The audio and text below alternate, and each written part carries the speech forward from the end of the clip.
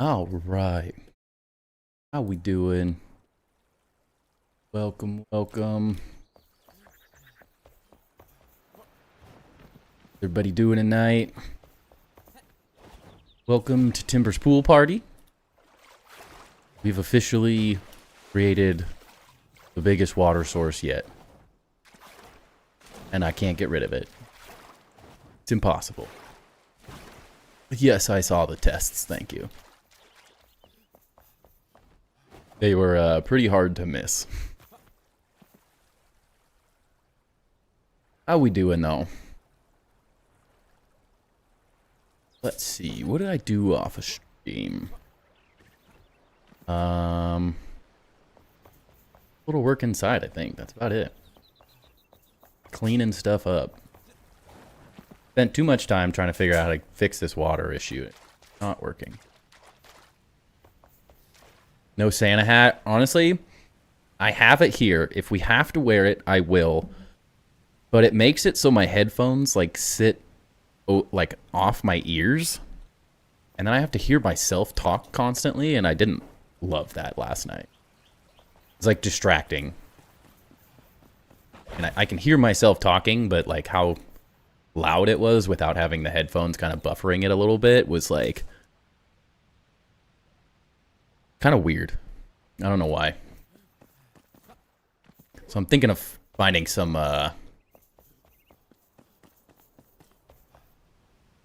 other Christmassy things we could do for the month. I got like an extra set of lights that I might try to like wrap around my mic or something. Not sure. Yeah, and after I stuck through it last night, but the whole time I was like, I cannot stand how much I hear myself. It's like hearing feedback, like hearing yourself. Off-cam cheaters? I just play the game off-cam, everyone.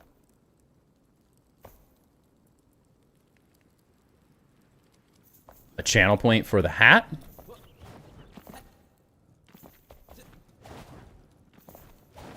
Good. I also just don't really like wearing it, so. I'd like to find something that works better, that doesn't affect my headset as much. Maybe I could find like a Christmas hat or something like that. Or one that just doesn't mess up my headphones as much. So, lewd. This is what I kind of started messing with. So I really like that it's a single one. It's a little funky. Not gonna lie, it's not the same without the Nike hat. It's true. It's true. It's the go-to. It's what I wear every day. But yeah, so taking your idea a little bit, I finally kind of figured out how it could actually do it. So I had to move these outwards, so they line up perfectly. Then delete a block of these stairs each. Nike hat, Tim. Exactly. So it's a little funky in some spots, like here, but like realistically, we're never really coming down here and then walking up these stairs enough for me to worry about that. And I do, although it looks kind of funky right in this moment, just because one side's curved and one's not, I kind of feel like the left with just a slight curve to it creates like I mean, it almost makes the stairs look like they're actually curved a little bit, which is kind of fancy. I kind of like it. Much more of a pain to build, of course. And I did it up here as well, but I kind of like that the bottom stairs just flare just a hair. Creates a really nice little, like, custom effect, whereas this is, like, kind of jank, so I think we're going to go with this. Pretty happy with it. Pretty much what you had envisioned, yeah. It took me a minute to figure out, like, I had to delete one set of the stairs to get it right. And then it was, like, the harder part, because they naturally snap here. And so, it did a little weird, so I'm going to leave this side as is. I think it gets a little funky putting these all to the outside, and then things aren't lining up in the middle of it as much visually, so just having the center ones kind of done right, I think will be good. Happy building, thank you. Uzumaki Sage, welcome in. You're having a great night. Actually, it's here. So, we're going to spend some time tonight still working on this. We're also going to work on the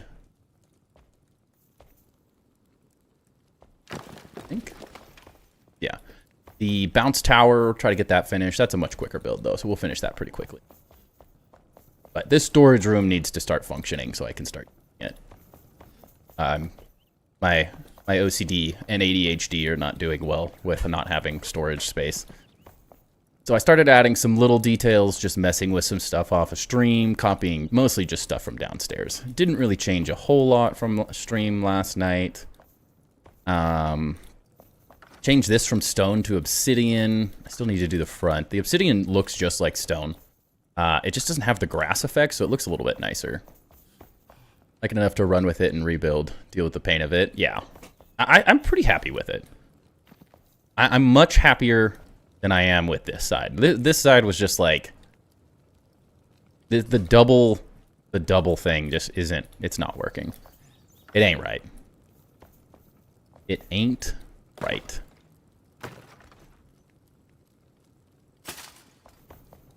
I like this enough that I think it looks good. We might angle this one. Maybe that's what we do. So it kind of matches. That might do it. It's also just a lot more of a process is the other side of it. Comparatively, just building it. You go the easy route in Enshrouded, or you can spend a lot of time screwing around with things like this. Which is part of the fun. I can get down with that. What's up, Grim? How's it going? You're doing well? Like, I could live with that. It's not one of those things where, like, oh yeah, this is lining up perfect, but I think it's gonna do. It'll work. Not perfect, but I like it. It makes the stairs feel much more inviting than a nicer look at all.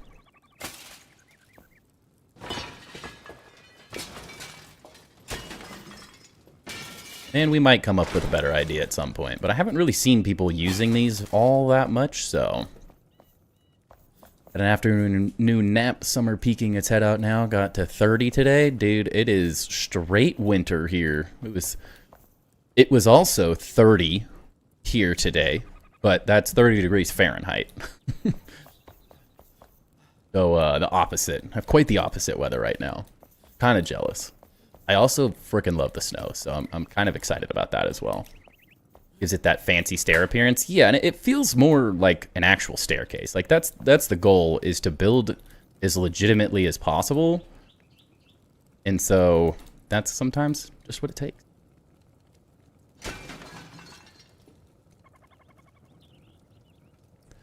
"86 in Fahrenheit according to Google." Oh yeah, that's way better. Sounds wonderful.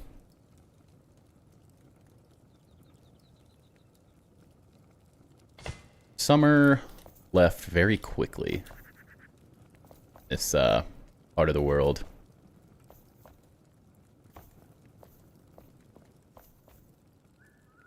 Change this one. Yo, when is your base tour day for Grounded 2 next week? Tour Tuesdays. It's always Tuesdays. As of right now, it looks like it's probably going to be a Grounded 2 one. Unless we have some really cool Grounded 1 bases that pop up out of nowhere.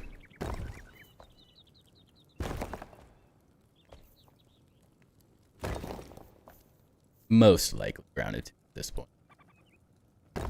And yes, I am straight ADHD. I have started 4 different things since we started streaming here a second ago. Gotta get these little details down.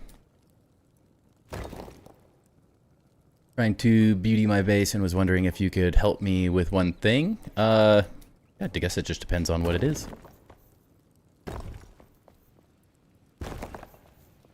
Are you wanting to do like a tour review kind of thing?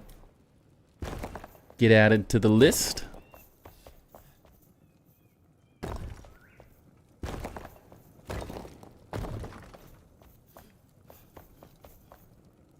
Each building is the best way. It really is.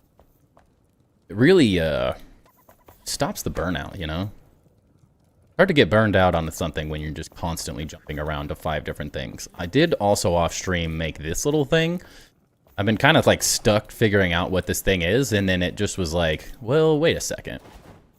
This perfectly comes out here, and like, what a great... Once this is done, like, this is going to be an epic kind of Great Hall sort of thing. Looking down on the forge, I was like, what if we just built a beautiful little balcony right there? A great little balcony, except for whatever's happening up there.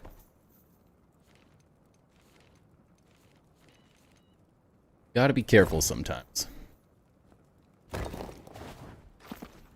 If it happens Tuesday, I'll show you and explain what I want. Sounds good. If you want to be on Tour Tuesday, I just need you to reach out to me on Discord so I can get you added to the list, because I'll have to get your Xbox name, username, and I'll add you as a friend so you can share your world with me. The only requirement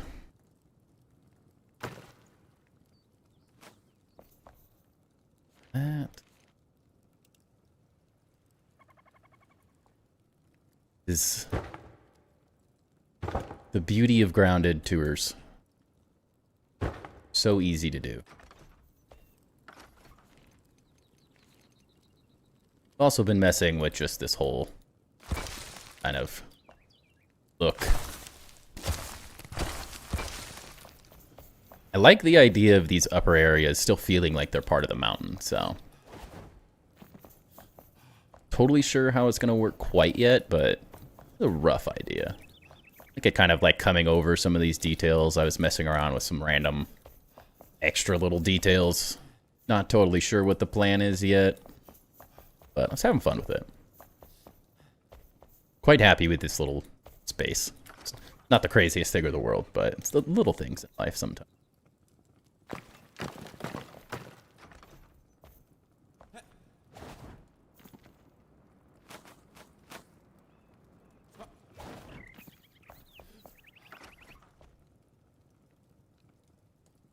Wait a second. Whatever. No, Ducky's just gonna press it. Or complain to someone to press it for him so he doesn't have to spend his points.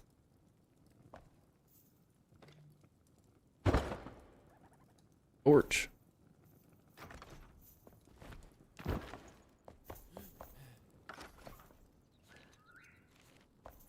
I swear, you could spend a lifetime just doing weird details like this in this game. It is freaking insane.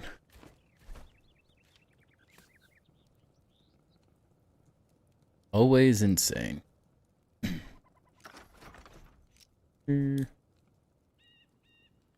torch here or something?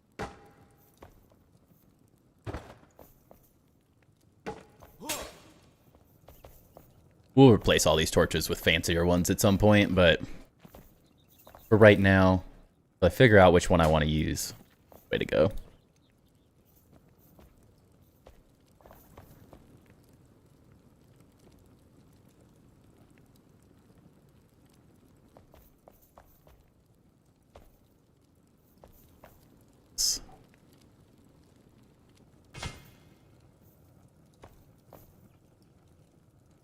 Yeah.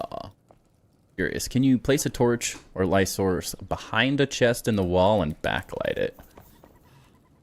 Question. Don't think I've ever actually tried that.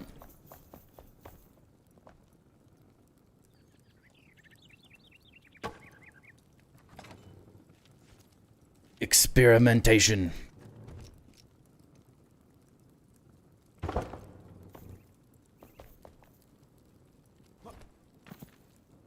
Let me pick this up.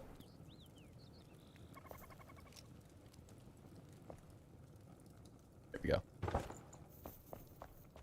I mean, kind of. I can't tell if that's only showing because there's nothing in the chest, though. I guess that is technically backlighting it, but definitely not like grounded. Very interesting.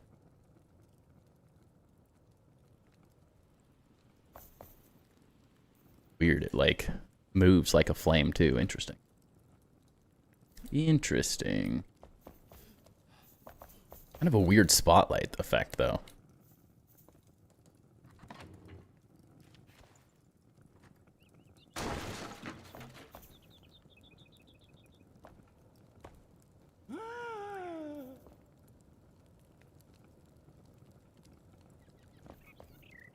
Can I pick it up, please?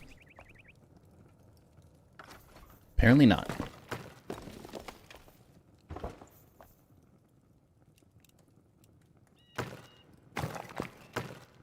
Hi, Timber. Neat, buddy. What, is your bone not good enough? What, you just love it and then you just want to dip out? You do 50 chests across the wall, it may work. Yeah, kind of. Not quite the effect I was thinking of. It's an effect. There's also 100 freaking light sources you could test as well. So it may not work with one, it may work better with others. Why are you so needy when you're up here? You don't want anything to do with anyone when it's just we're chilling downstairs. The second we come upstairs, you're like, I need attention constantly. Please.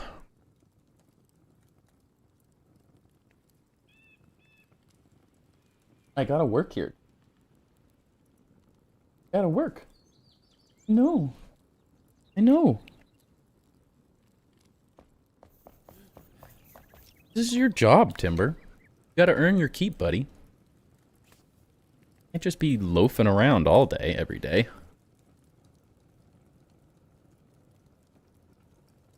Yeah, Grounded definitely does a bit better with that. I would agree. Bottom one and... Enshrouded definitely has some other things that it just does better, though, so... Give and take.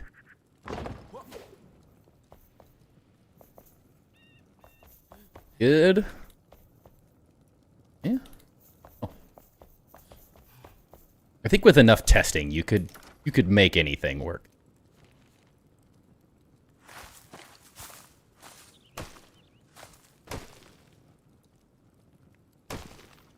Up out of here.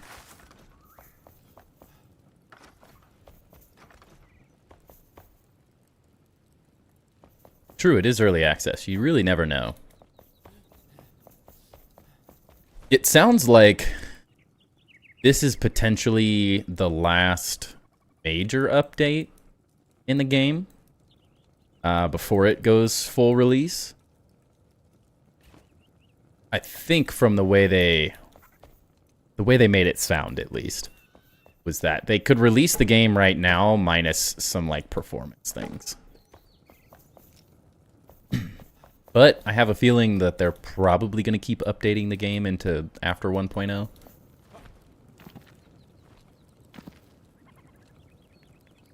This thing didn't work as well as I thought it would.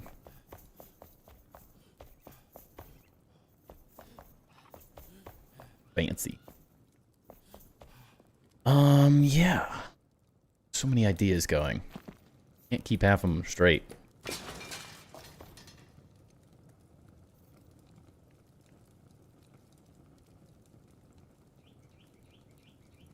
Like, just... Will it barely see these things? I think that's right.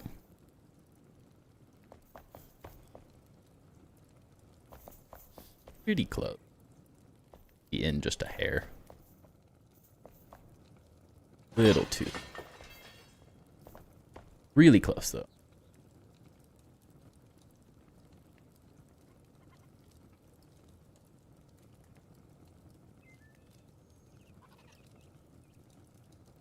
Fine line.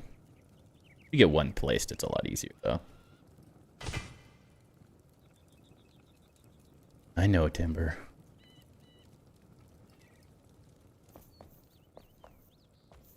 Two clicks.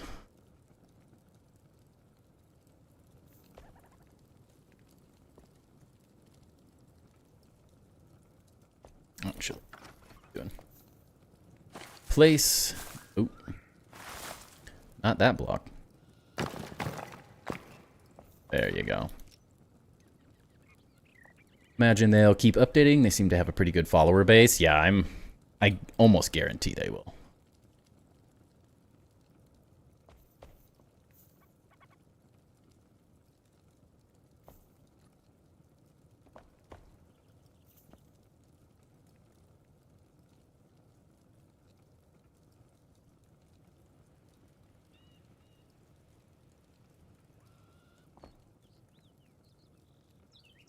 3, 4.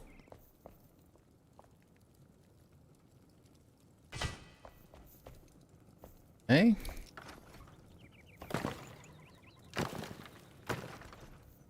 Yeah, I'd be very surprised if they don't keep updating this game. They definitely have room on the map for it.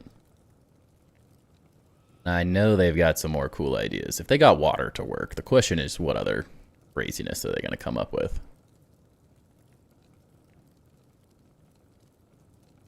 Uvek.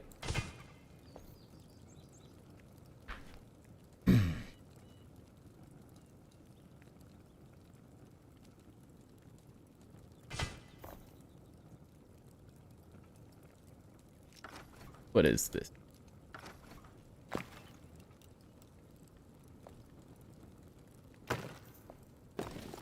What?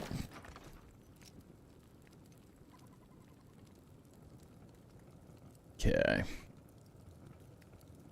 Secret cave base behind a waterfall yet? I mean, it's not behind a waterfall yet, but it is a cave base in that sense.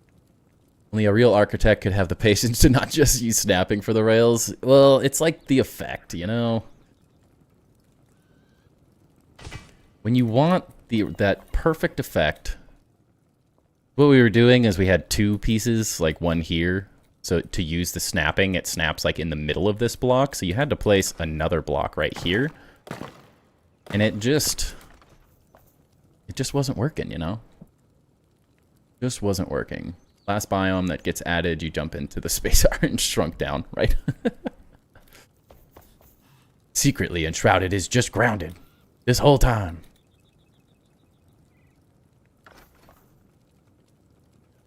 Little did we know.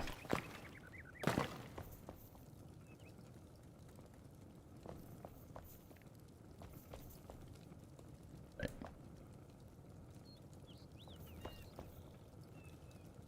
Does that need to move?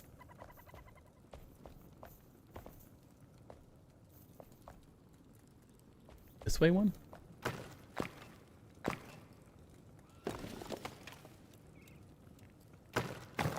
I definitely have a bit of OCD though, so I mean, it's definitely contributes to the perfectionist side of things for sure. But I could contribute another crazy idea to this craziness, yeah. Typically how it goes, my brain goes, let's go the easy route, and then Lude's like, okay, but what if you did accomplish exactly what you were trying to do? I go, but it's work. And then I fight it for a day, and then I end up doing it anyways. Pretty much every time. Pretty much every time.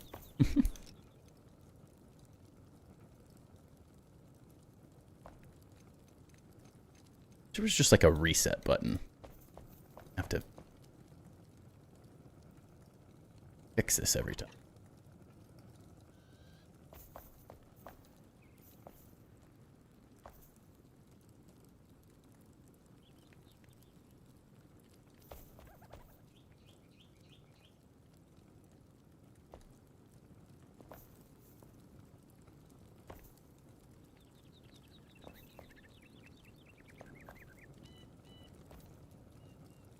Welcome for keeping your brain on that. Damn it, I want this perfected mindset. It needs it at times. It really does. It can be too easy to not do it the right way. I mean, like, we're building, you know? The point is to make it the easy route.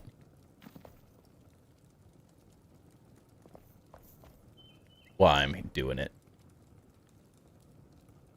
10.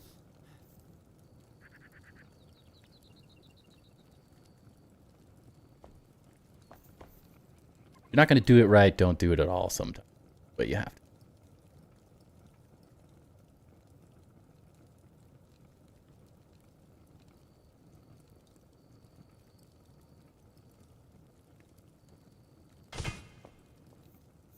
Let's get that placed.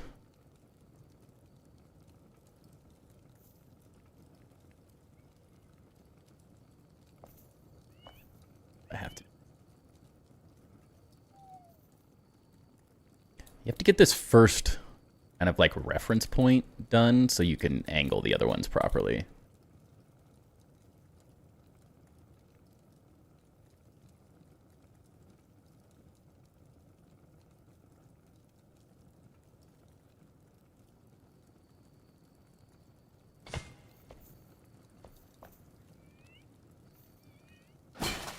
That wasn't right. What if I just did this like earlier today and my brain's already like, how did I do that?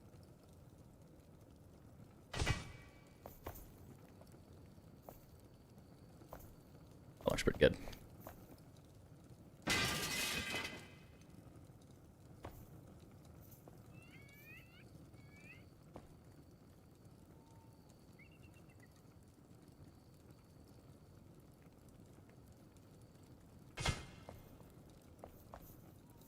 Yeah. Yeah, no. What? Lately. My brain.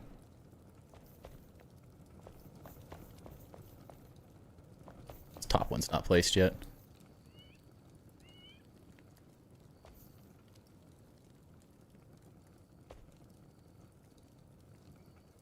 Oh.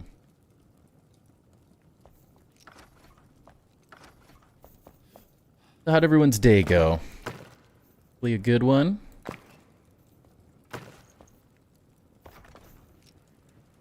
Very chill day for me. Nothing too crazy on this, but can't complain.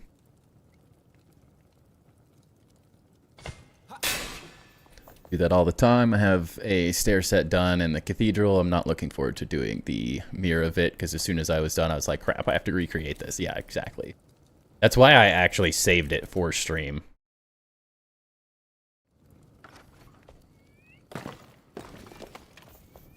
My brain wanted to just go for it. I was like, no, no, no. Slow your roll.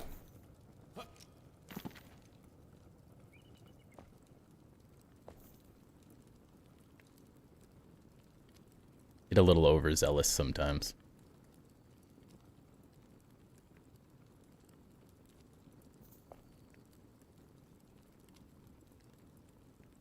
Oh, this dog cam is turned into all dog.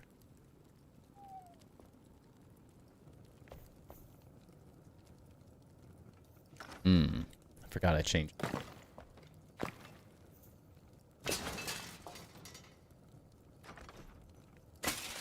Timber chills.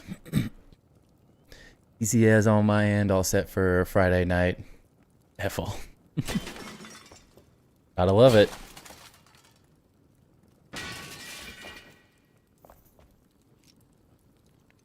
I know, not Friday yet for me though. Sadly. How did I line this up?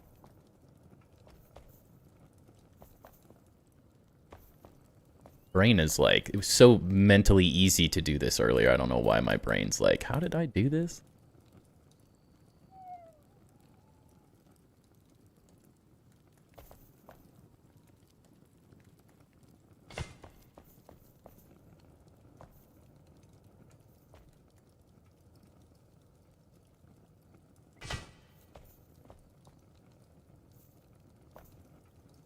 Further in. Best part of getting older, man, enjoying doing nothing? True. You enjoy doing nothing.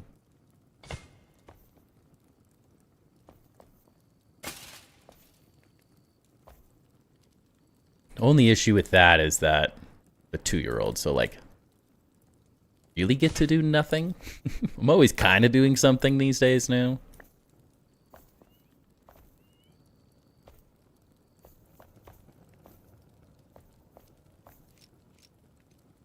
Someday I'll get to do nothing again, but these are not those days.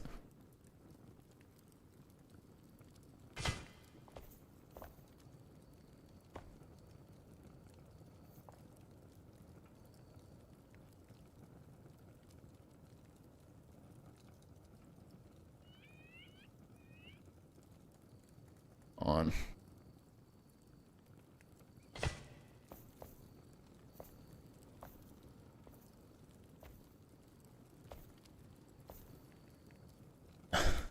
custom place it.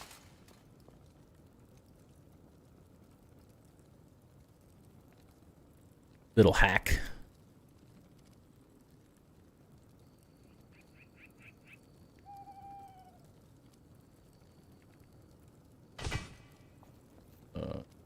Oops. Nope, don't pick that up. Ooh. Kids kind of hinder it. Yeah, this is why we invented coffee. Or energy drinks, or all the things. It's gonna do. Gosh dang it.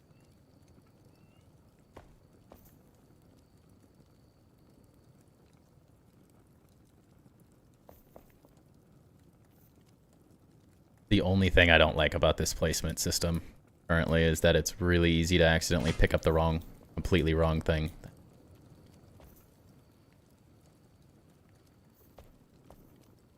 Whole thing needs just.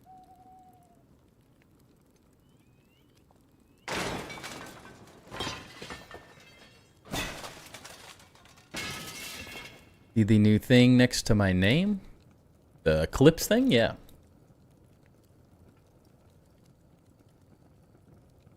I'm pretty sure that you're the only person who really clips anything, though.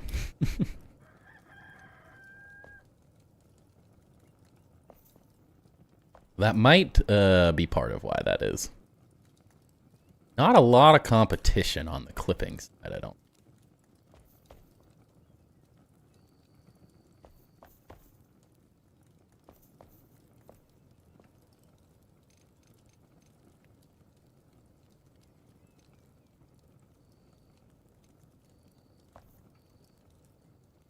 You have the most viewed? You have the only clip, I think. Guess I might have one that I did myself.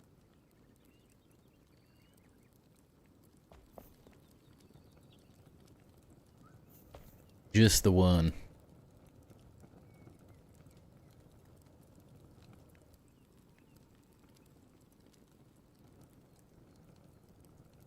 Tedious. Who thought this was a good idea?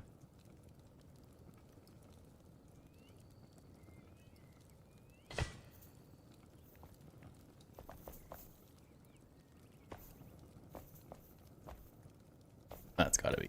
Right?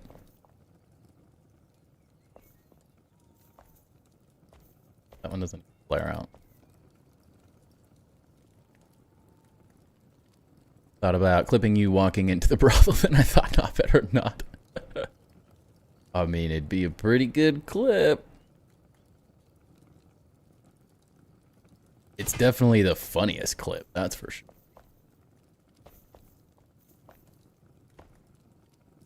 Fire, aren't they? Gun. How did I place this so perfectly? Screen record the whole streams and sell the DVDs online. People thinking they were buying cheap films. I mean, you might be able to make some good money off of just Ludoravs. That clip might do it. Make a lot of money off of it.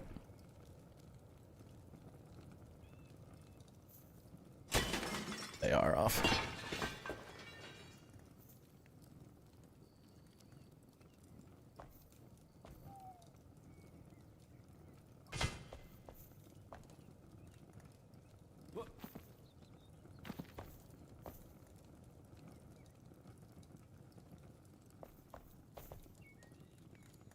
Difficult.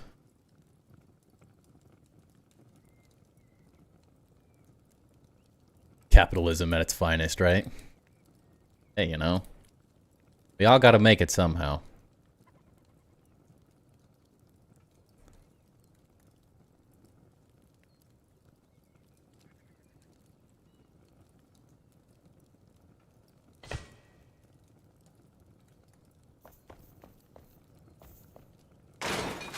Maybe I just placed these kind of arbitrarily and now it's trying to match it is the hard part. It's always the challenge of every project.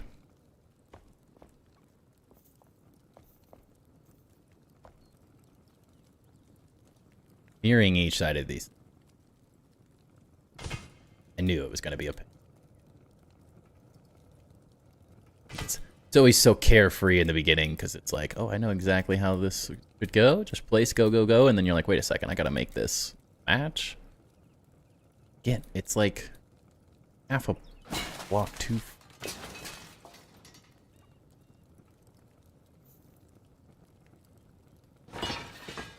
Yeah, the mirroring of this is actually getting it to match this other side is like, okay, what am I thinking?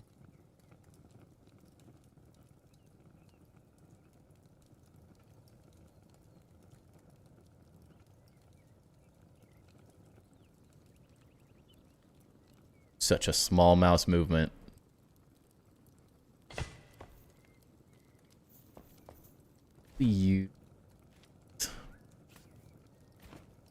Reference material.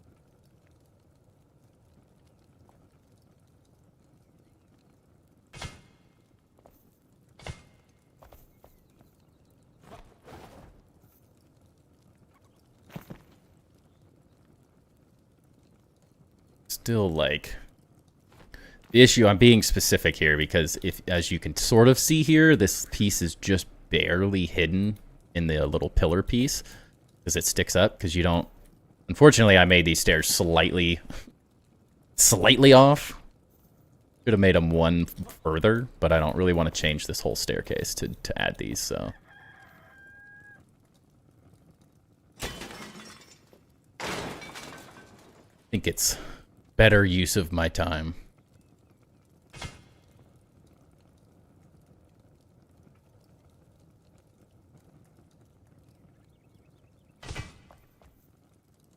Find a way to make it work.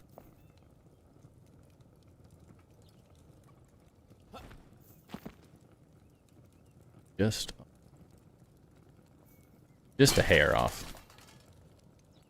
Just a hair off. Let's see what I'm doing. Yeah, that's better.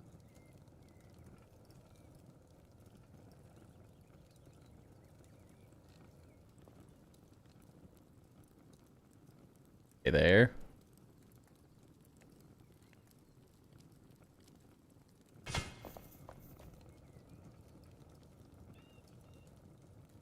About as perfect as it's gonna get. About as perfect as it's gonna get.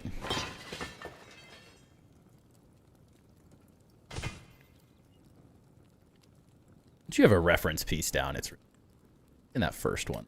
Yep, that's the night.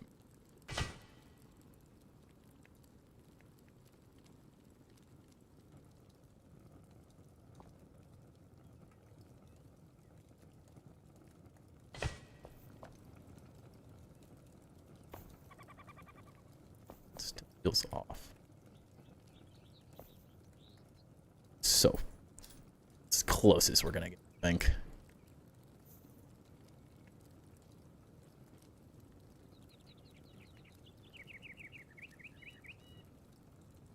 Clippy. Yeah. Sort of things. As long as you don't look super hard, it's fine. Squint your eyes a little bit, like, looks fine. You'll never know. Yeah, that gives, like, I know that's a really minor detail that most people are not going to pick up on, but that looks so much more designed. For how simple of a thing it is, just like moving these to the outside, like that looks much more intentional in my mind. Little flare right at the ends. Makes it a little more inviting. It's one of them tiny details we'll never see. Exactly. Yeah, everyone thinks the grounded bases and stuff for my off-grid builds are all different. All like perfect and stuff. And I'm like, no, you just don't see it like I do. This looks so good. Thank you. Appreciate it. Welcome in. Anthony. It's coming together. It's definitely been a process, but we're getting there.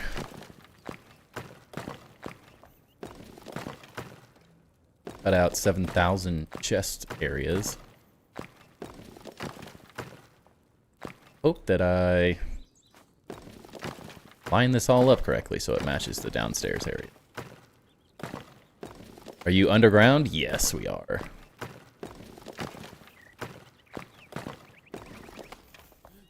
We are... You put stuff on the bed, Timber likes it. I mean... Who knows? Who knows with this dog, man? I never know what he likes. So we're currently building over the Mistberry Catacombs. Know where that place is on the map. This is my... Still have a lot of work to do on the outside here, but... My sort of mountain fortress for all my storage and kind of my personal stuff, and then... Outside it's all just fun. Fun randomness. Looked at his and he had to move, right? I know. You called it out, Ducky. You made me look at him. You ruined it. He's like, wait, he looked at me. I should start moving. Can't lay down. I think that's what he wants.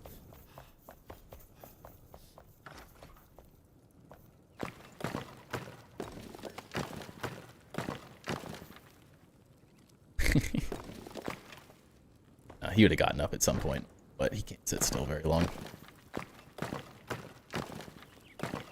You're at work, sir. You haven't even been here long enough to earn your 15-minute break. Alright? Back to work. Make yourself useful. Yeah, I'm talking to you. Is that bone just not good enough for you? What, you like chew on it for like 5 minutes? He literally chewed on one at my father-in-law's place for an hour. It's like the best thing he's ever had in his entire life, and now he's like, nah. Pay him by the hour? I pay him by the bone. He just gets a bone. His payment. His only job is to sit there and chew on a bone. Can't even do that.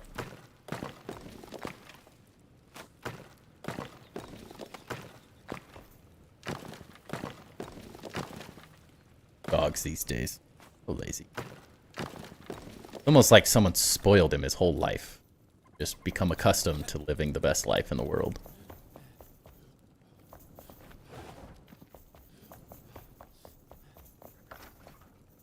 Trying to pay him by the stream.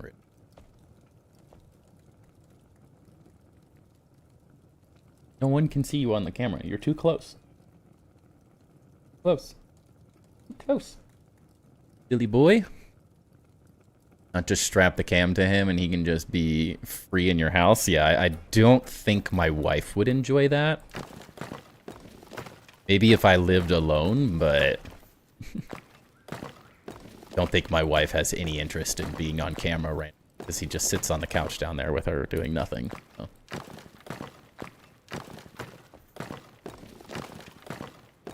I thought he would love it up here just for the fact that he doesn't have to get tormented by a 2-year-old. Like, that to me sounds like a win. Yeah, not a good idea.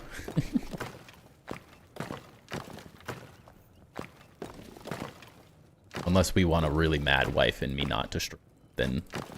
If the goal is for me not to stream anymore, then, you know... that could be the play. But I don't think that's the goal.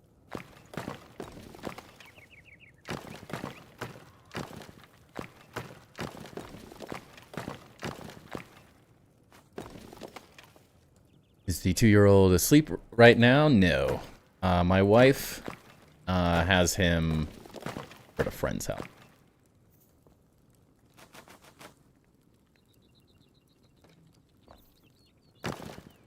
I was honestly surprised they're not home yet. She's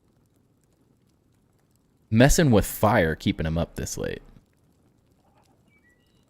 On her way back, though. Yeah, he hates something about this room. I mean, because I've got lights and a camera and all that stuff, it does get a little warm, but, like, I'm wearing a sweater right now.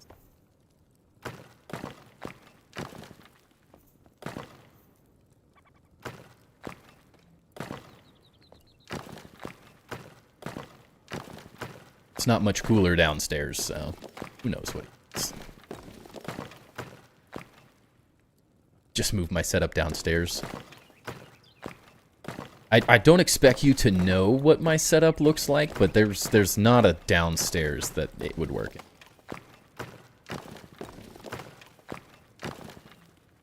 And as soon as as soon as anything's downstairs, it's at the constant risk of just being unplugged or messed with because of a 2-year-old. So, also not ideal. Happy wife equals happy stream, yeah. Or happy wife equals being able to stream.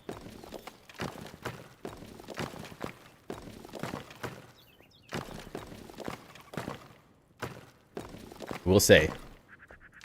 They were gone. They left at like 3:30 today, like just a little after I got done with work, maybe closer to 4. And so I just got to like listen to an audiobook and clean the house and just get things done without having a 2-year-old behind me uncleaning all of the things that I'm trying to clean. And I was like, this is what life was like? You could just clean the house and it was clean. Just did it, you know?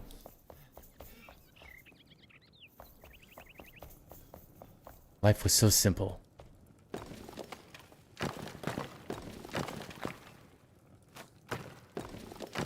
Easier times. I actually was just re-listening to the new Harry Potter audiobook. I've been jumping around a lot. I'm waiting for the second one. They have a full cast audiobook of Harry Potter out. But annoyingly, each book is releasing like a month apart. So the first one came out in early November. And so I obviously listened to it, got through it in a single day pretty much. The first book's not very long. So now I'm preparing myself, even though it's another 10 days till the next one's released. But I've also been listening to an audiobook called Superfan by Pat Flynn. They have a really popular Pokemon channel. They do crazy stuff. They also have... Guy does everything. Got like marketing channel. He does all the online. He just makes a lot of money doing anything and everything online, and has books and all sorts of stuff. And he has a YouTube, a regular like long format YouTube channel for Pokemon, and a YouTube Shorts channel for Pokemon. And like both of them have like over 1 million subs now, and so it's like he has a really good understanding of how to make good content. So I've been listening to his audiobook a little here and there. Waiting for that whole series to come out prior to getting it. Yeah, I don't blame you. I don't have that patience. It's definitely the right way to do it, I will say. Listening to one and then like waiting a month is not ideal. Because then I finish it and I'm like, well, now I just like finished 1 of 7 books. Like, what? I do something else and I don't know what else to listen to. So I listen to a different one. That.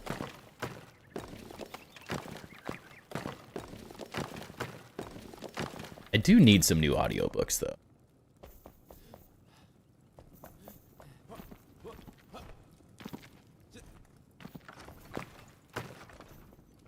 So I start... I'll burn the whole thing, so rather be on edge waiting. Yeah, rather than be on edge, yeah. Yeah. I was impatient. I was waiting so long for him to come out, I was just too excited.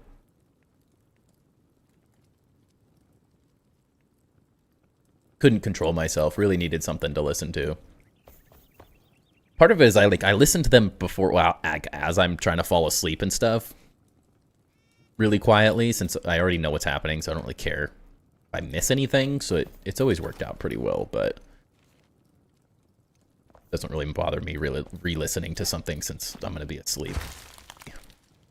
Fully engaged in it or anything.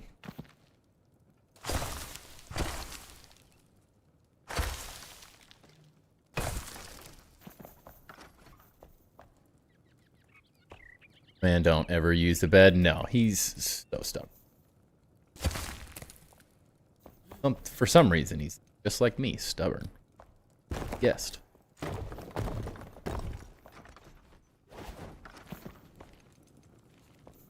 I know, I only spent 55 bucks on that thing. Thinking, oh yeah, he's gonna love this bed. He's never liked bed. Never been a bed dog.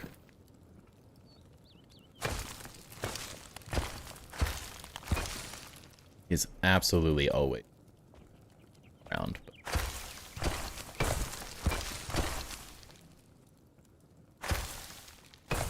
I convinced myself that it would work. This would be different. It was not. As I should have known. Two.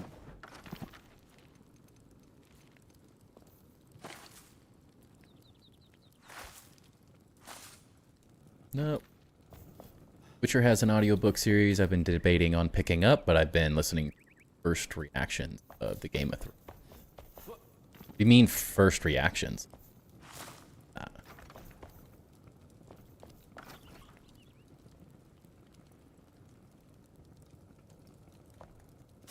Will he rip the bed? No, probably not.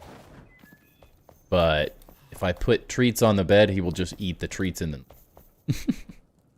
Gonna say, what are you working on? But I see we have moved on from water stuff for now. Yeah, for now.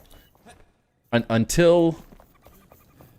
I just really want to get this second floor kind of finished out so we can start organizing, or at least I can start organizing chests off of stream, because I can't do it. It's mind-numbing, so I can't do it on stream. But, what? Water's gone. Well, kind of gone. We had a pool out here earlier. It was literally starting to overflow. But we'll be back out here soon, don't worry. Kind of still working through some, like, mental ideas of how to do this. We finished, I would say...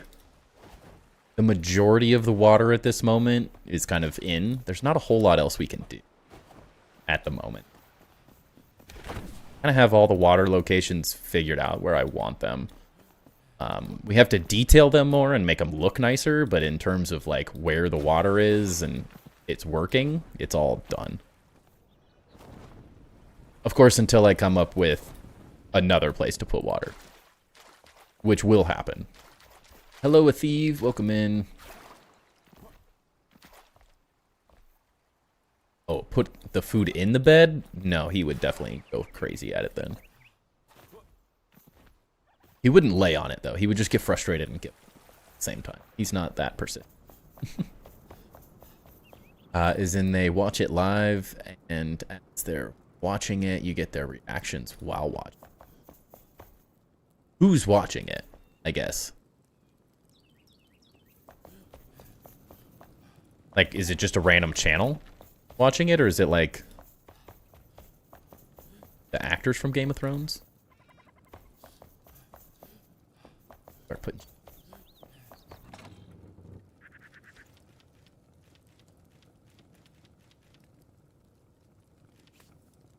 Random stream.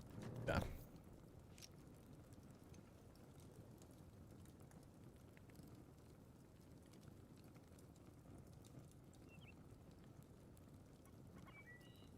This no.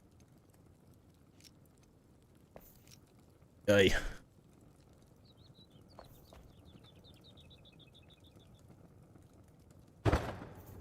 Snapping.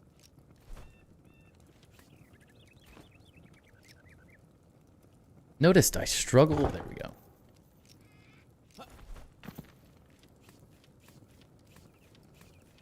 Needs to like auto refill these for you when you have another item like it.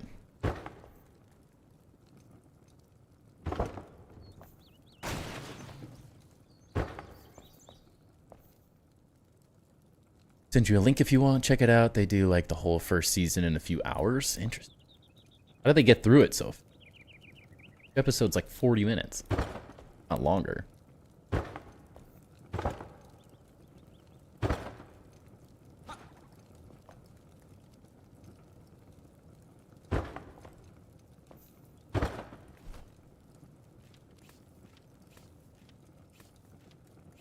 Or is it? It's not live reactions, I guess.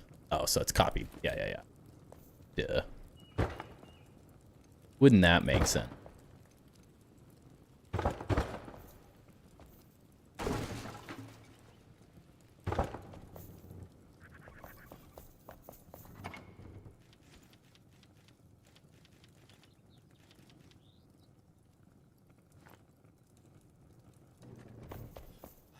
Could be interesting. I always think about restarting Game of Thrones. And like, can I commit to It's such a commitment to watch that series. And I always get to the last season and then I'm like, well, this is where I started getting less interested. Then I find myself never.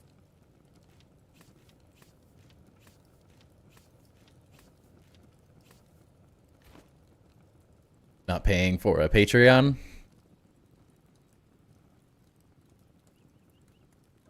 You get the gist? Yeah. Like the original Grounded spoiled me with quality of life features like autoposit and chess, especially being the first survival games I ever got really into. Oh, 100%. Grounded has... I won't say that Enshrouded doesn't have good quality of life, but compared to some of the things Grounded does, I don't think any game does a good job compared to Grounded. It really is one of those games that they just did such a good job with the simple things.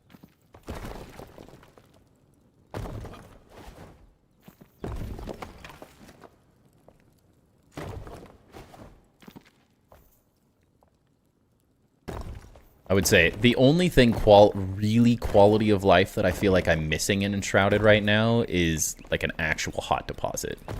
They have a deposit option when you're in the chest already, but that means you have to know where every item is already, and then it's still like multiple button presses. Whereas Grounded's is just does the thing exactly the way you want it to. I think the only reason it's as irritating with Enshrouded is because there's 7 trillion items in the game too, so it's like it makes it exponentially more difficult.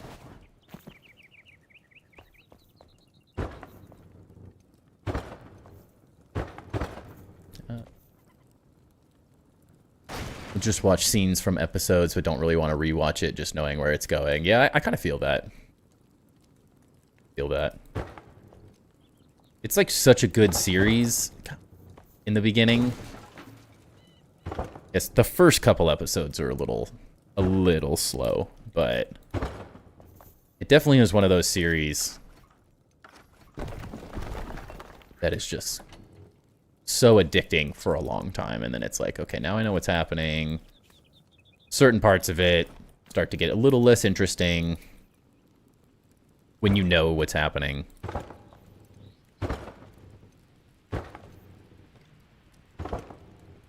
But it's like one of those series, it is one of the best series out there. There's lots of really good ones, but in terms of shows that went on for that long, like it's a really good one. Game of Thrones, Night Show looks good. Yeah, I have seen a little bit of stuff on that. I'm excited about it. I'm sure not everyone likes it, but I have really enjoyed the Dragons show called.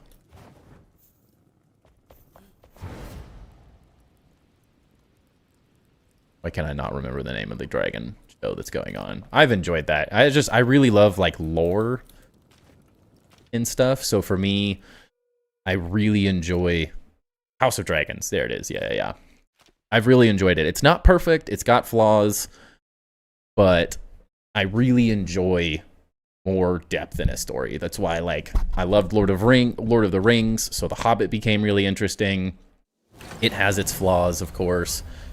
Then with the Rings of Power, also it has its flaws, but it's just one of those things, it's so fun learning about the whole backstory and everything, and getting more in-depth, and I'm a very, very, very visual person.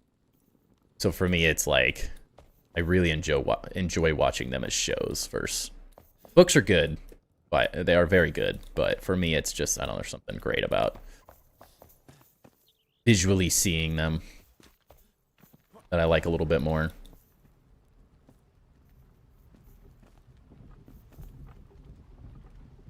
Enjoy them all, yeah. Yeah, we did advance quite a bit of Thief. We're finally getting some stuff done. There's always those phases. Like, there's the design phase and then the production phase of things, and it's always easier in the production side. You're just kind of building out the idea you already have. Did learn something last time while listening to the Lord of the Rings books. I don't doubt that at all. There's so much. There's so much depth and stuff in them.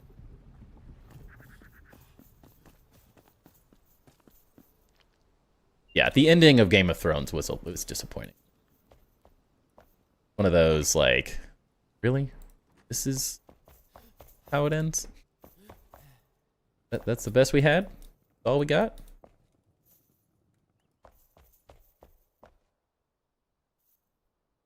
Couldn't have done it a different way?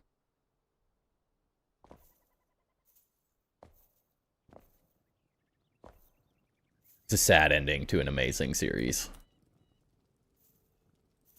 They would have gotten that right. The whole thing would have been perfect. But yeah, the ending was just sad.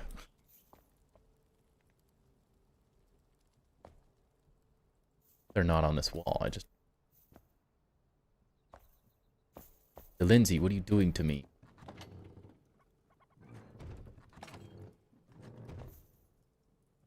You thought you knew most of the lore? I don't even know how you could even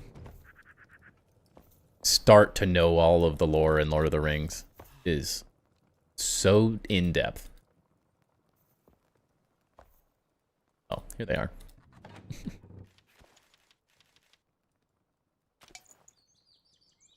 Who brings all this crap with them? Undo this. Why don't these chests stack?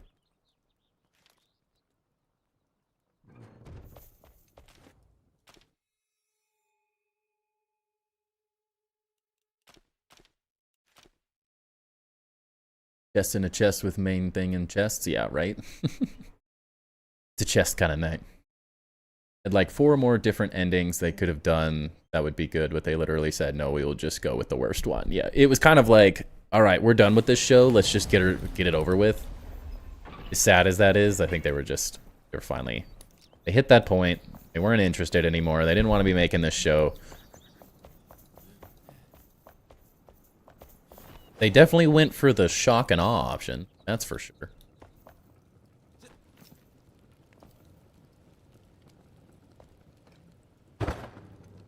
I've like seen the clip of them like doing the reading for the first time, and they're like, wait, what is happening? Or, wait, what? Everyone's just like stunned. That's not the reaction we were going for. Never got into Game of Thrones, but I've had friends and family tell me I would really like it. Got to get around to it. It's literally, it is incredible until, honestly, like the last 2 episodes.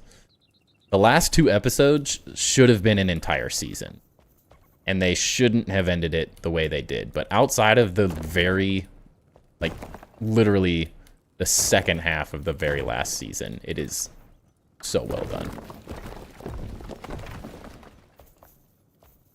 Such a good show. Worth to watch, even with the bad last season and ending. Yeah, years and years of being a nerd and digging into the lore. Yeah, that's kind of how I am with Harry Potter, so.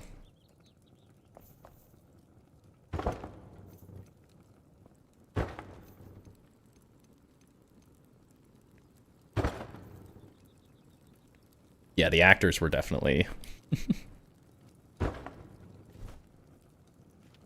amazed, stunned by the whole thing.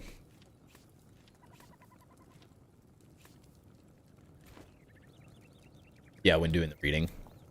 I mean, I feel like they should have done that reading and been like, okay, wait a second. How do you guys feel about this? What, Timber? What? What is wrong? You went potty, did all the things. There definitely is, I think the reason the show is so good, though, is there's just very few series that truly get into that level of detail. Just very few. Like, Lord of the Rings and stuff being a movie you only get so much. Can't get into all the lore. Harry Potter's sort of the same way. Unless you're listening to, like, audiobooks and stuff, it's like... never quite get the full grasp of it.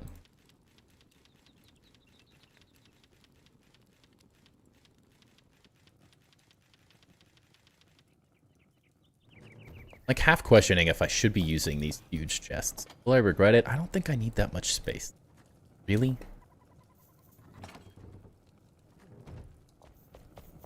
That, and for the earlier seasons, it really felt like very little characters had plot armor. Oh yeah, I love a show that isn't afraid. I mean, that's how the story goes, essentially. I mean, there's obviously some things that are different from the books and stuff. But overall, like, the fact that no one's safe, anyone can die, that's what kept it going. Like, holding on to characters is why so many shows fail in the end. You have to let go of... you really have to be willing to let go of certain characters to be able to kind of continue the story overall. Overdone a little bit, but we need you to make Hogwarts in Grounded 2 or Enshrouded. That's my struggle. I always like the idea of that, but I just don't like rebuilding things. It removes the, like, creative side of it for me. And so as much as I would enjoy, like, having a whole thing, I also just don't really like the lack of creative side of rebuilding things. It'd be really cool to have it, just in the sense of, look, I have Hogwarts. This is epic. But it's also just kind of mind-numbing. Very similar to, like, the way I think of creative. For me, it just doesn't, like... it doesn't, like, scratch that building itch that I have. Like, recreating things. I like using things as reference material and using them as, like, starting places, but I don't necessarily enjoy just, like, one for recreating things. I offered a Hogwarts co-op build for Grounded. Ooh, true. Plus, I've seen 4 or 5 people do that in Grounded already. Feels like every time... at some point, there's always someone trying to recreate a cool build like that. And I'm always like, I don't want to do something other people have already done.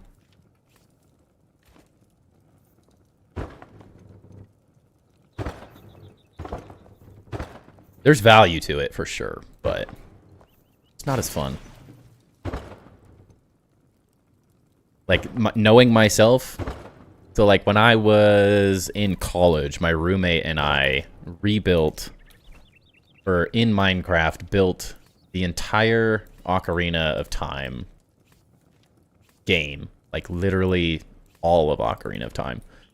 And it was fun, but I think it was fun because I had, like, a buddy to do it with. And it was his idea, so I was just kind of there like, hey, I'll build with you. Like, let's do it. Why not? But it didn't get me as excited as just building randomly does.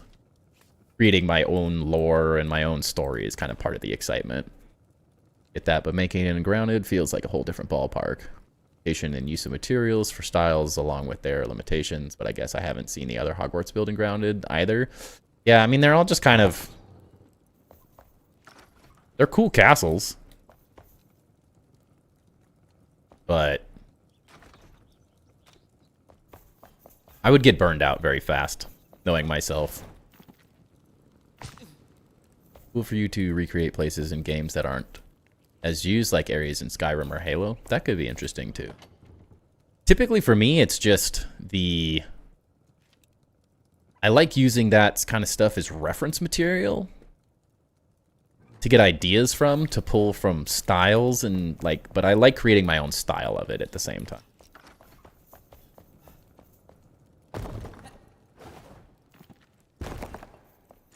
realistically, you can look at a lot of my Grounded 1 stuff, and you'll find, like, a lot of it is Game of Thrones inspired. The whole sandbox build in general is massively inspired. So, like, I guess the closest thing that I've done, like, an actual recreation of is if you, or Alfredo, you don't know it as much, but if you look up the Sept of Baelor from Game of Thrones, I took... That is, like, the closest thing. My cathedral that we showed off on the Grounded 1 night was massively based off of that. But that also was, like... I just liked the shape and the design of it. It wasn't necessarily, like, I wanted to recreate it, and then I got to take it as my own challenge, I guess, at the same time of, like, okay, how do you actually make this work in this game? But that was, like, a smaller piece, I think is why it was more bearable.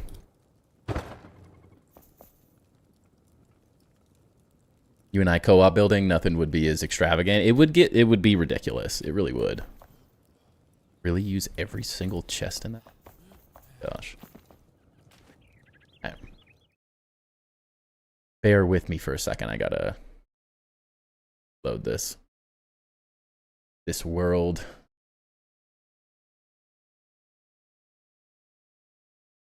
Take a second.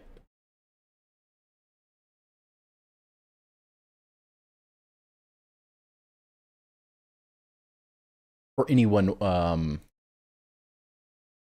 on, Tim. This is how quick it is to reload the entire save. If you're interested in resource worlds, that was the world's reset now. And now we'll have everything again. Takes a lot longer to get it set up properly.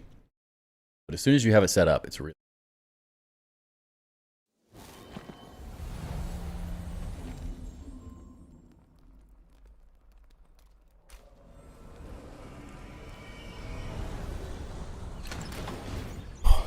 Okay, Timber, okay.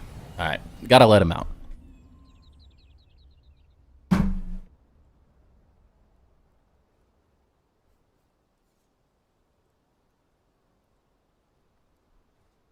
Goofball.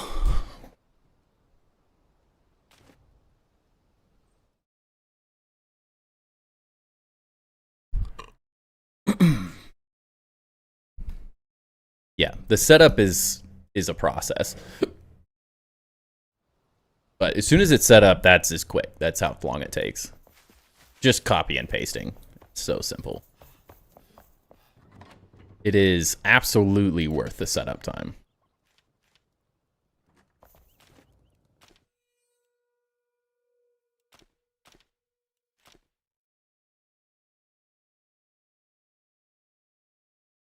Because there's no way in this universe that I will be building this many magic chests. They take way too many materials.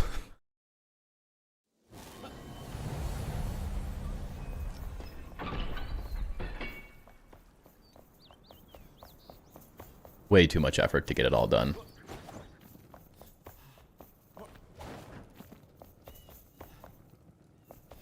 I still haven't been able to quite figure out why I'm so able to do the grinding of materials in Grounded, but every other game I'm just like, I can't be bothered.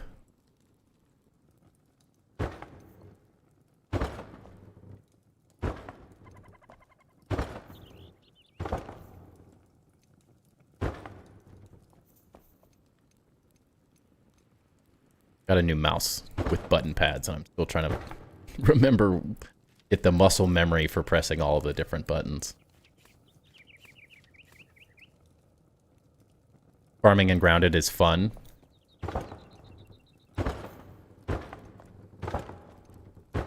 I can't tell if it is or not. Maybe it's just because it's like I don't know what it is. I feel like this game is maybe set up better. I mean, it's funny saying that, like, because Ludorav only plays creative, but This game feels slightly better set up for a slightly more creative experience because there's so much. There's also just a lot less that you have to collect in Grounded. Kind of like the same 10 items, whereas in this one it's like, no, you're gonna have to go to 600 different locations on the map to farm a specific material, then you have to go somewhere else, and then you gotta go somewhere else, and just like this. And the production items are really slow. Just like, everything just takes a little bit longer than my brain would like.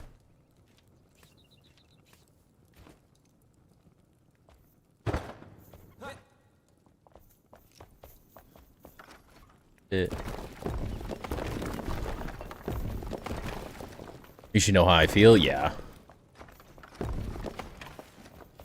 I guess part of it is like, Grounded, it's either feels like a survival experience or a creative experience, and there's not a whole lot of in between and ability to like do that, whereas in this, you just hop over, get the items you need without having the everything else. Because I still want to do the story and stuff, and it's like, as soon as you go like full creative and Grounded, you don't really have that same experience in many ways. Ooh. Got the chests in. Now I get to spend 2 days organizing it all. Yay. Know the devs for this like you do with Grounded, because if you do, can you tell them to make it so when they add creative mode, it has flying? I do not know these devs at all. The only thing I know about these devs is that they made Portal Knight. Outside of that, I haven't done enough. The difference is with Grounded, I have a much larger following. I've done a lot of videos on it. I've been on the dev streams. I've done charity events with them. Like, it's a very different experience. Whereas in this one, I've done so little actual like video content. I've done fairly well on streaming and stuff of it, but if you're not doing the video side of it as much, which I'm working on videos, of course, it's a lot harder to get the attention of the devs without the videos, because I feel like that's typically where they are. Devs notice 100,000 views a lot more than 20, 30, 100 people on a stream. To be much more active, but I'm just kind of... We dabbled in it and then kind of took a long break, and then now we're kind of diving in a little bit more hardcore, so it's a little more difficult. Farming and Grounded is fun, but depends on the scale at some point. Yeah, like getting resources for a regular base in Grounded is fairly easy, but it can be a grind if you build how this community does. Yeah. There's just something, like, intangible about the way you grind in Grounded that I've not figured out why I enjoy it to date. I think the other side of it is the Enshrouded community feels much more accepting. Like, when you say, oh, there's a resource world, like, just go to a resource world and get all the items. The community is very accepting of that. Whereas Grounded, if you're not building in survival,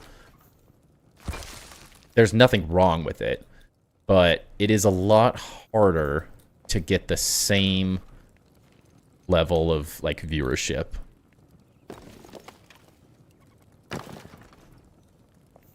Much more difficult. I noticed that. I think I made that decision specifically because I watched all of See-Through's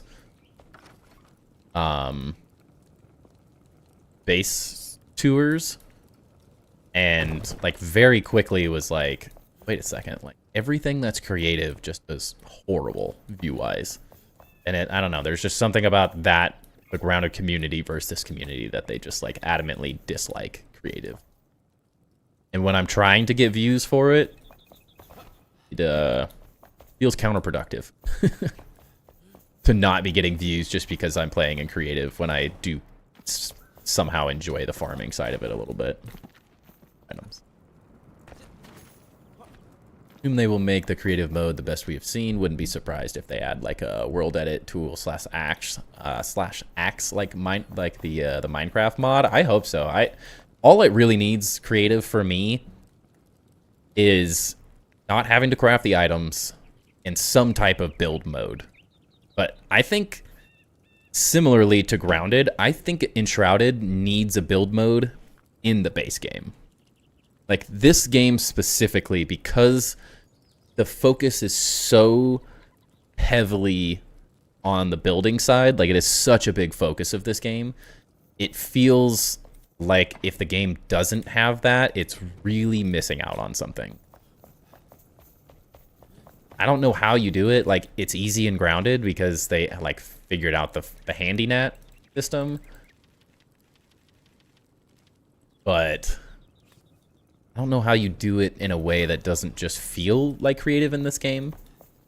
But I also don't know if I care. I think I would just prefer that mode, just the ability to fly. Now, you can kind of get away with it because there's no like limitations and stuff. But what I want is the ability to like get footage and stuff and fly around. Helps people make content and stuff. Just many things. It's on the roadmap, but they said 1.0. Yeah, yep. They definitely said, and I'm pretty sure they've reiterated it, that creative mode comes with 1.0, the full release of the game. But I didn't really quite say if there was like building cameras or like what all they're going to offer with creative. Which is weird to me, because it's like, if you build on that scale, who cares, right? Yeah, I don't know why. It's just something about the Grounded community specifically. I'll never understand it. I think cool builds are all that matters. I was Grounded not a building game? Yeah, first it wasn't, but now it's a building game? I didn't say it's not a building game.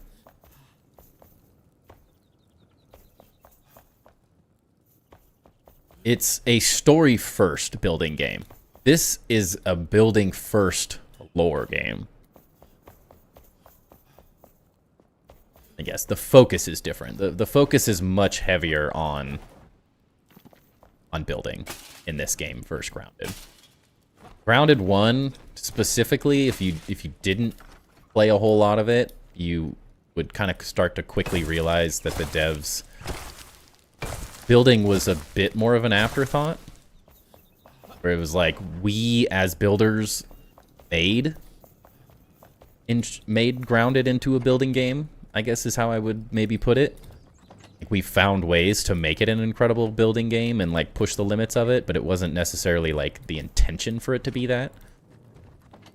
Whereas, and now with Grounded 2, the devs are taking that into account in making it more of a building game.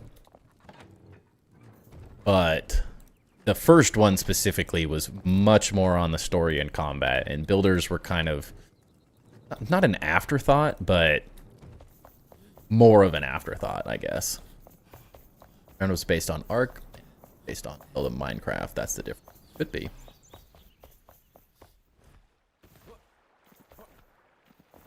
Yeah, the devs thought building was more of an afterthought, I would say, in Grounded 1. It's not now, but it was definitely more of an afterthought in the first game.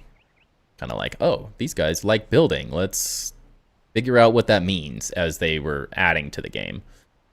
Whereas this game was like, this is the best building game, and that's what it's starting as.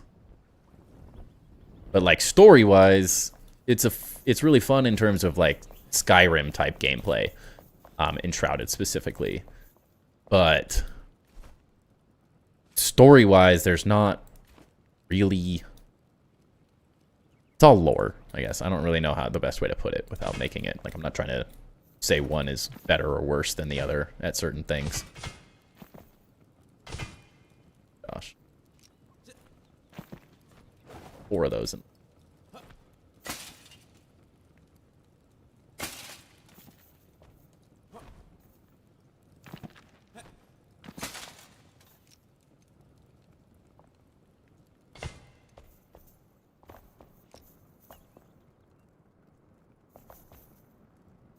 Still an incredible building game.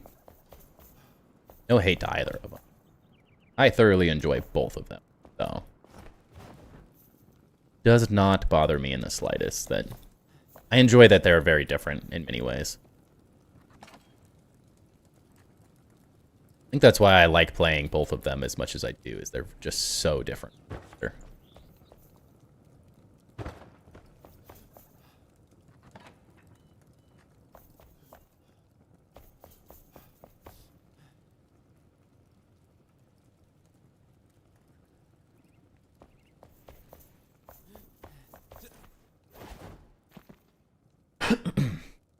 Yeah, like at the 1.0 release of Grounded, it was just kind of crazy people building. Like I think the perfect example or like explanation of Grounded building is I can't tell you how many comments I've gotten from people that came into my streams or whatever for Grounded and went, "Wow, I didn't know you could build like this in this game." Most people have never experienced how good the building is. Because it's not the main focus of the game, I guess.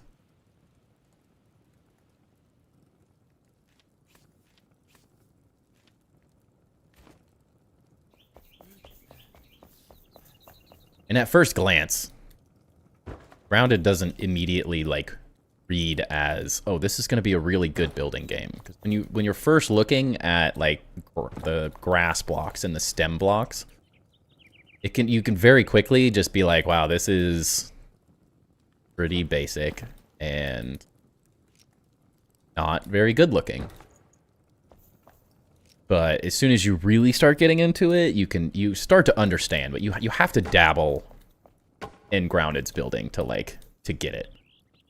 I don't think it just naturally feels like a good building game. You have to work at it. You have to kind of push harder than I think the majority of players are actually willing to do. For the handful of people that set the bar high for Grounded building, yeah. And I think Grounded building exists the way it does in large part because of those people. If there weren't just the crazy few of us that just were like, I'm going to build in this game because this is a cool game. Without that group of people, I don't think anyone would have ever really taken it quite as serious as a building game as they do maybe now.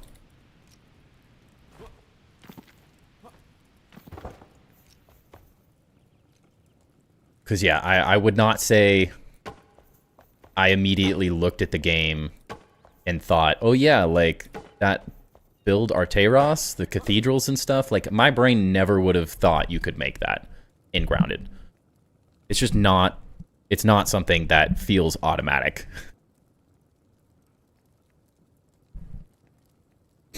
Yeah, you have to dive so deep into it to really get it to that level. Like the devs are getting behind those people with Grounded 2 if they're leaning into the build side distro around. Yeah, they definitely are. They definitely are leaning into it heavily. But it took us... It took the crazy people in Grounded 1 that were like, this is a building game that I want to build in. The mechanics were interesting and they're different, I think, is the beauty of it, is they're so different than any other game. Now, I mean, this game is so different than many other games too, but I think that's what made it so interesting, is that it was just such a breath of fresh air in the building community.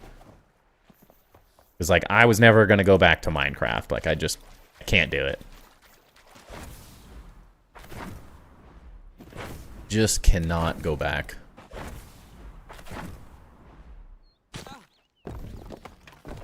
And the devs have specifically stated that they are showing the builders more love in Grounded 2.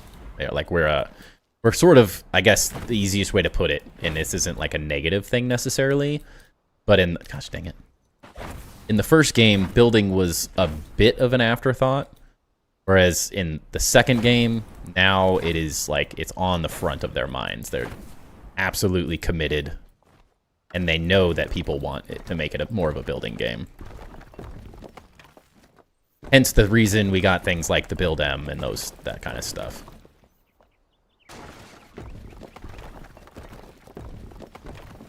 So semi-struggling to get that kind of layout, detail, and size without my brain just imploding. Oh, 100%. Bayerson and Burgle are just on their own level. Yeah. I think that's the harder part about Grounded in the way that Arteros builds, and Burgle, of course, is the realism in which they build with. They are very much building incredibly realistic. And in this game, that's sort of natural. It just kind of comes with the territory. Because the blocks are more, it's a more like realistic building materials. Now it's still blocks, so things are blocky, of course.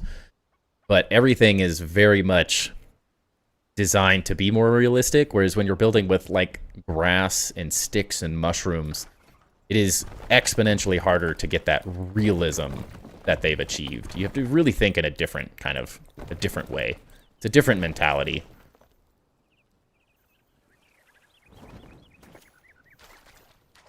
Those two are automatically master builders? Yeah, exactly.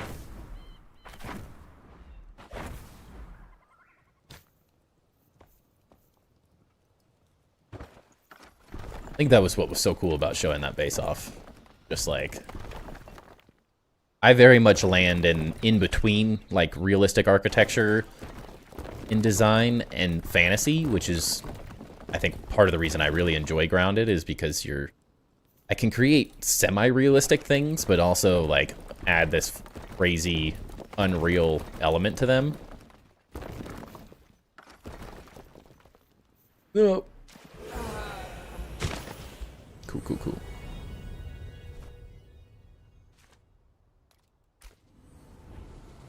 But yeah, to think that legitimately and like how the repetition and like the mirroring of sides and everything, it's a very different way of building than how I kind of do things.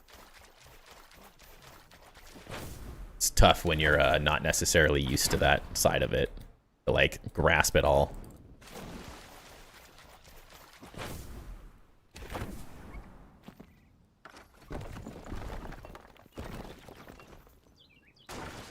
It definitely takes exponentially more planning than I do. It's a major part of it. I think I like to freeform build too much to build quite that realistic.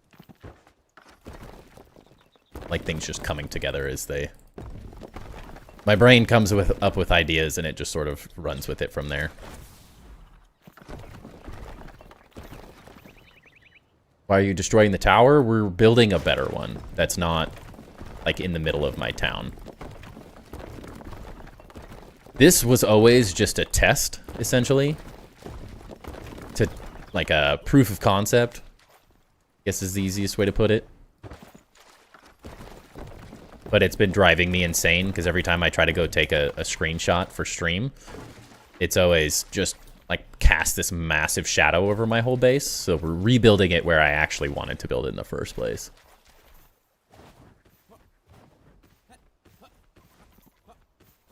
Yeah, you're more in that fantasy realm, but you want realism mixed with the fantasy? Yeah. Which is where I like to live. Very much. Really approach building and Grounded as more realistic, but with the lore of being small still intact in some ways, yeah. And I'm fine accepting that it's not gonna look 100% realistic, like, at the end of the day. But I try to embrace both sides of it, I guess. Yeah, this is the actual tower that I was always wanting to build here. You're wondering, a thief.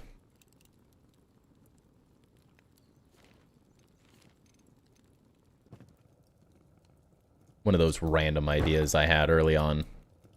Like, well, at some point, I'm going to need to be able to get into this base. So the natural... Because I had played so much Grounded, my brain just was like, what if I made a bounce elevator? That seems cool. And then I got lazy and never finished. I never recreated it here like I wanted.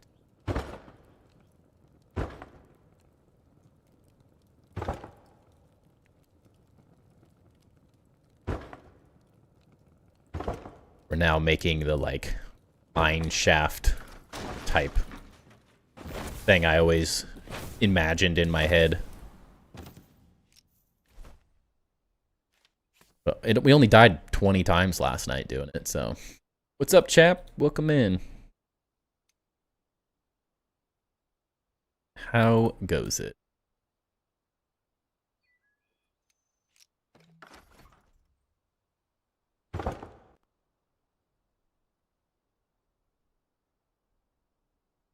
Not to fall to my death. I got the funniest glitch last night where you fall in the wrong spot. You will just... you land on a trampoline. You will just enter an endless death loop. That was a fun one last night we experienced.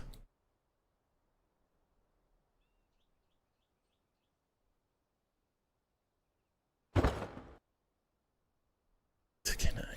This one? So sketchy.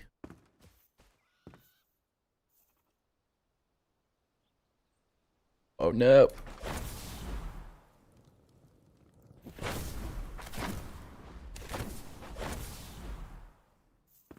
Boom.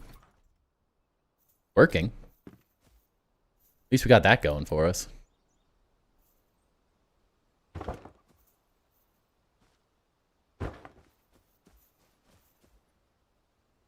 Sitting in the grounded hotfix waiting room. How's the building going? Good.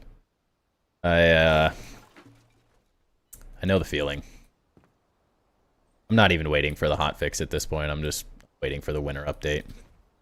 Really. Oh. Too young to die.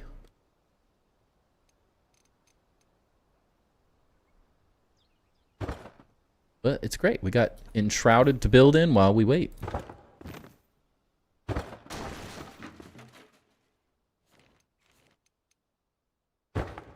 Really is like the perfect little break from Grounded to play something else. I've really enjoyed it.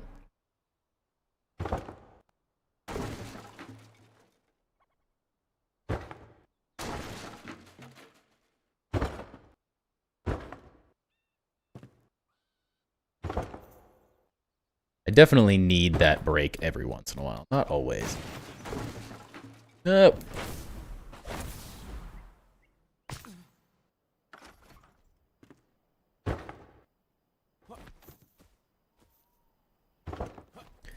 Typically, I just go back and like play like Hogwarts Legacy or some other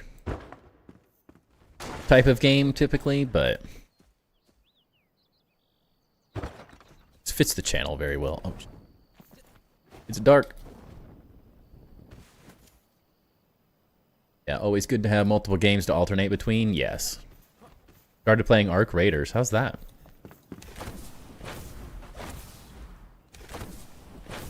Like just off. Ooh, am I gonna be that guy? Maybe.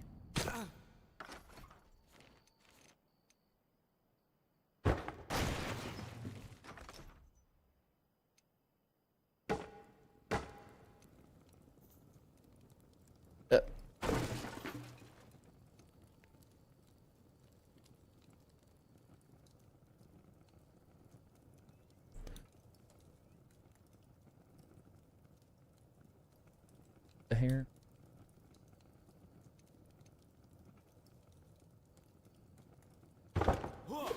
Oh.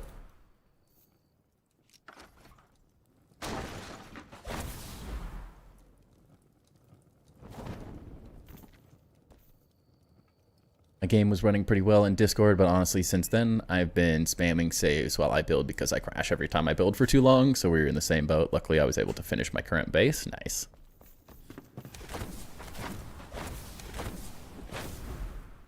Maybe just too high still. Just bounce weird. Let's try it once more. Oh, down. Down the tunnel.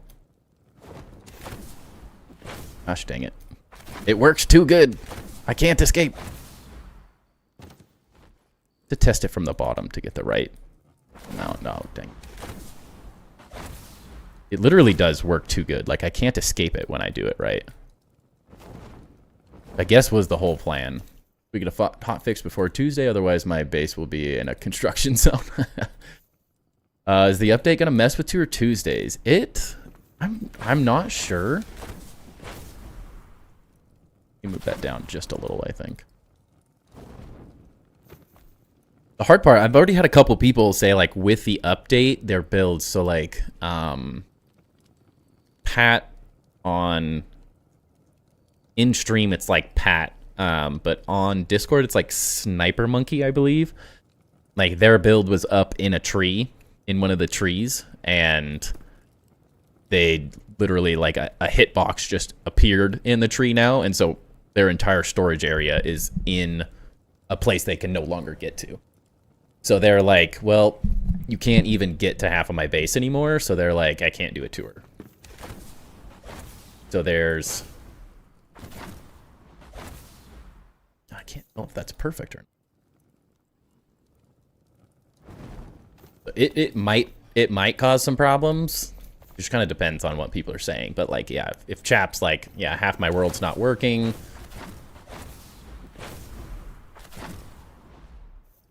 kind of definitely puts a little bit of a damper on Tour Tuesday.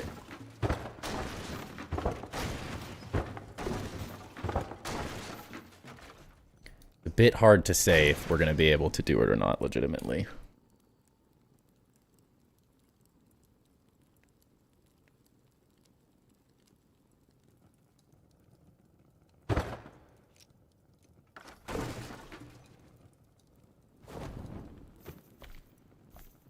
So unfortunate, luckily I only had had minor issues. Yeah, just need to log in for like 10 minutes to set everything up. That seems to be the struggle though, is logging in for like 10 minutes. Wait, stay off.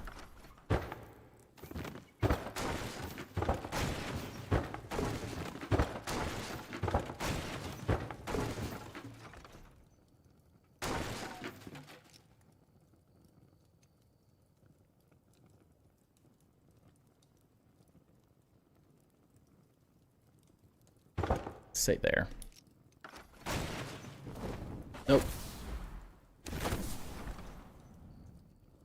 Bye. It is like so difficult to land through. That you can fly through the air.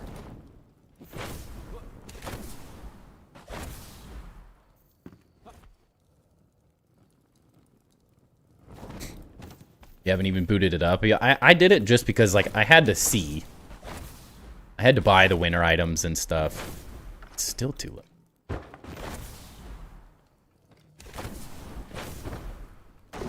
No, I got rid of the wrong thing.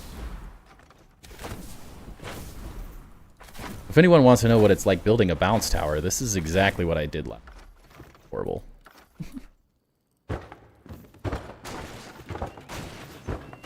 This one's even worse though, because I have to build the sides up as I go.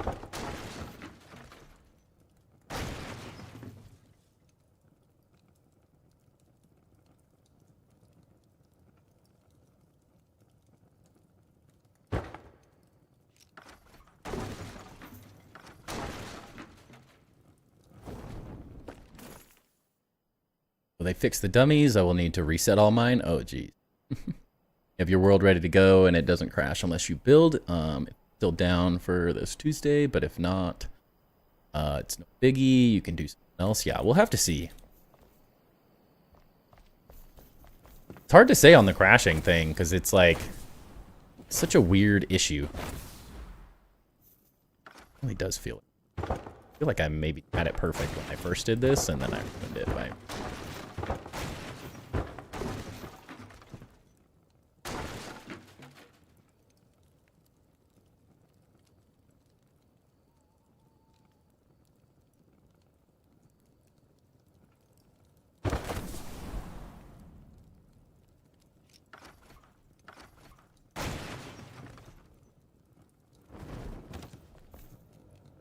Send us back to the old engine, right?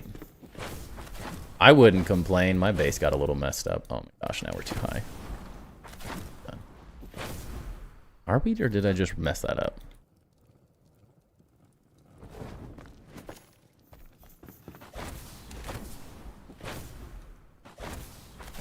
Probably perfect. Leave it there. Assuming everyone's just loving seeing me in this little hole.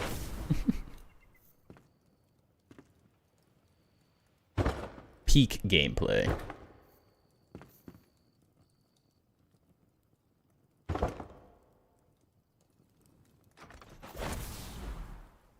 Ew.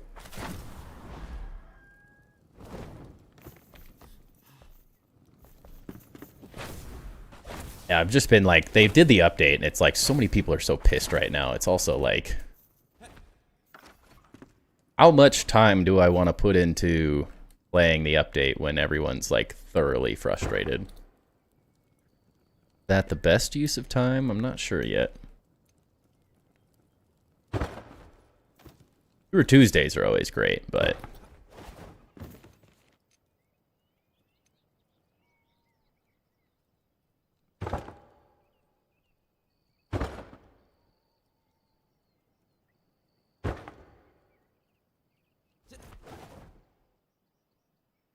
I had to like stop going on the Grounded Discord today because I was like, everyone's just complaining, and it's like, that's what... It starts to drive me up the wall listening to people constantly complaining, like, my game's broken, I didn't put any effort into figuring out, and it's the same message. Is anyone else crashing when they use the peeper? Is anyone else crashing when they do this? Is anyone else, like, did their base get destroyed? I'm like, guys, spend 2 seconds looking around. Read a couple messages before we all complain about the same things. Like, they're working on it. It's all known. They'll get it, exactly. They'll get it. They will get it worked out. You were one of those complainers. I may have seen you. I may have seen you. It's less so like, I don't mind some frustrations. Like, that's part of it. Like, I absolutely accept that that's part of it. And that's not what frustrates me. It's the lack of people. It's one thing 20 minutes after the update, like, oh my gosh, this is happening. Oh, this is happening. This is happening. Like, flood them with the issues. They need to know. But we're now 2 days into it, and it's still the same. Like, someone just found the Discord and is like, gets in and doesn't put any thought into trying to look at the issues. Like, it's definitely one thing on like the first day. Okay, this is gonna get difficult. Got ahead of myself.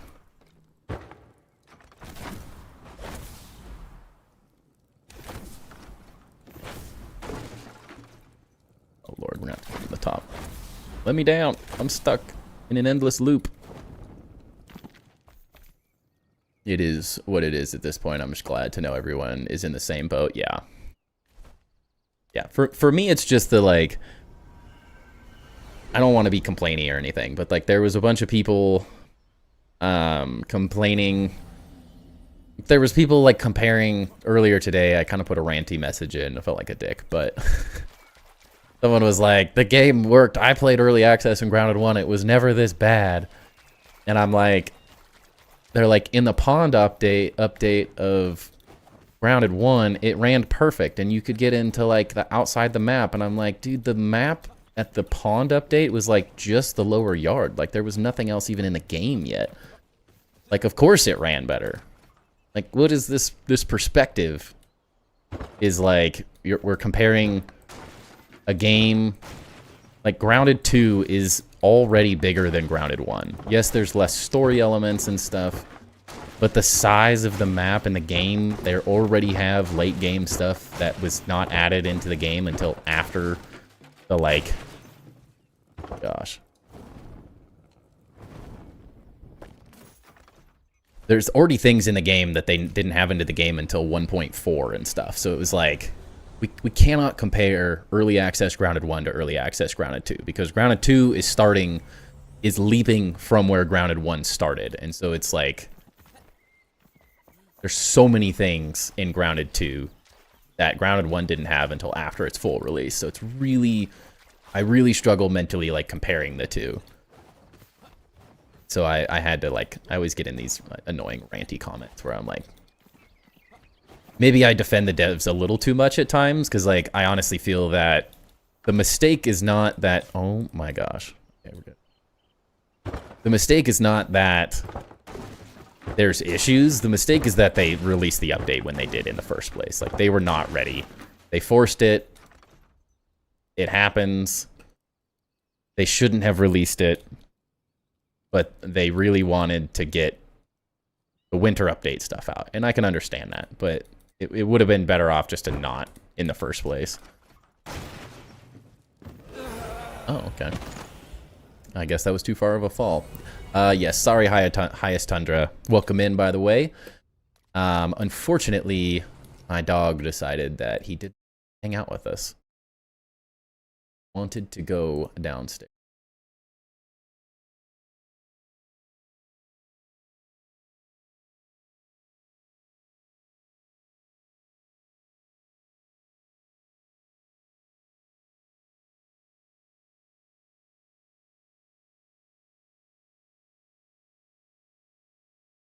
Out.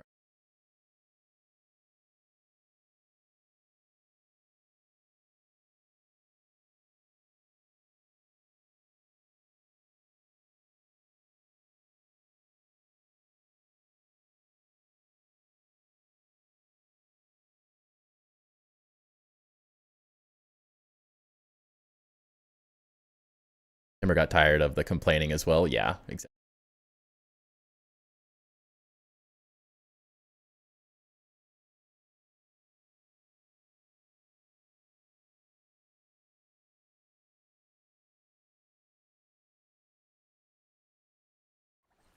If Lude can figure it out, that it's just me, but I have glitchy stream audio. It did show that Twitch was unstable, so that might be part of it.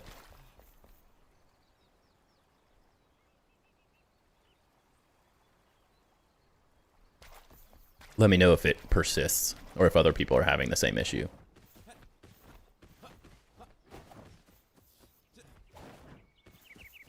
Yeah, I tend to probably over defend the devs of Grounded at times. I will say, typically I fall in line with clearing up now. Okay.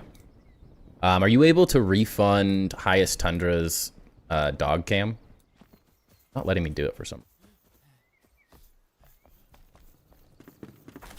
Yeah, I truly do feel that the mistake with this update was that they even released it in the state it was. Because when I asked about a few things, they immediately, minutes after the update released, they commented saying like, oh, that's a known issue. I'm like, okay, so I thought that was there. Oh, man. And if the devs are saying it's a known issue, then it's as soon as the update's out, it's like they released it knowing that there was some problems, and they maybe should have just held off. Or what they should have done is updated, given us the Christmas stuff so people would calm down, and then they should have just waited another week to update the engine and figure out the problems. They brought the issues to themselves a little bit on this one, I will say. But it's also early access, so maybe I just am adamant about the idea that it's early access and expecting things with updates to work perfectly is incredibly unrealistic on our parts at the same time. Yeah, a PTB would have been a much... With the engine update as well, they definitely should have done PTB. Yeah, that's 100% correct. I know it's not a major update, so it's kind of like... Probably feels like a little bit of a waste to them. But at the same time, it would have removed the headache that they've created for themselves now.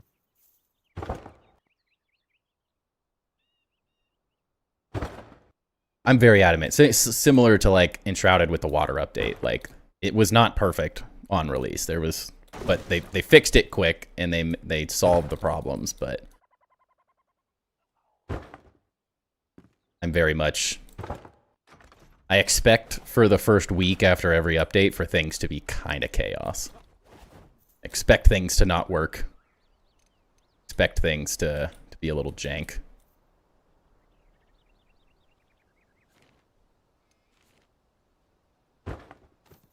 Because it's not like early access games. It's like it's part of the experience. Like we are the testers. Like we are the people that are supposed to help them find these issues. We can fix it, and we get to have. It's like the trade-off, I guess, is the way I try to focus on it. Where I'm getting to play a great game early on. I get my input heard, so I get to be part of the development process in making the game even better. So it's hard to expect. I guess that's the trade-off that I always have just kind of accepted as part of the early access experience. That was clutch.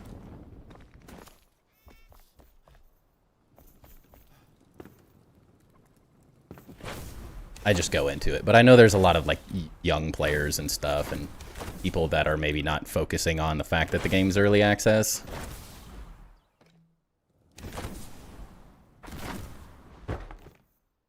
Not everyone gets that, has that same perspective.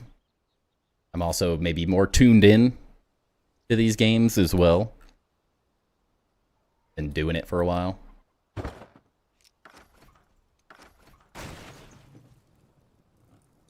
I've been through enough of these updates and stuff in early access to know, like, oh yeah, this is going to be a little jank at times. That didn't work very well. So close, but I might have to fix those.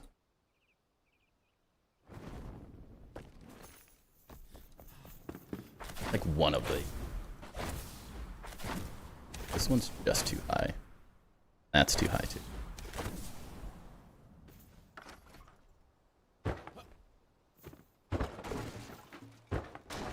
The crashing side of things sucks a little bit. But I kind of enjoy some of the jank.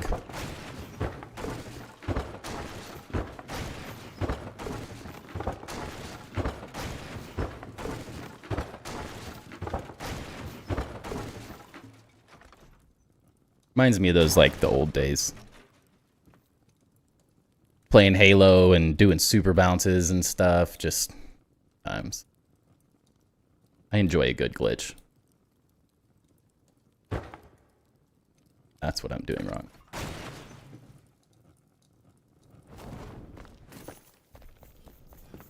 Pip is fine.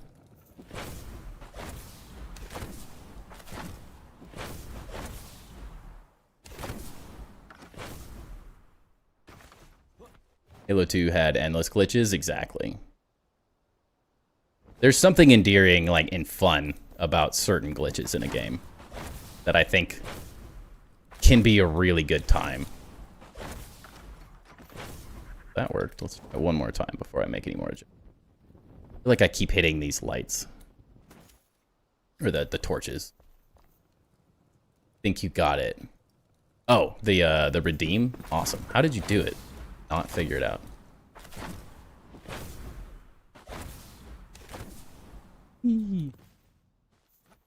Pretty well.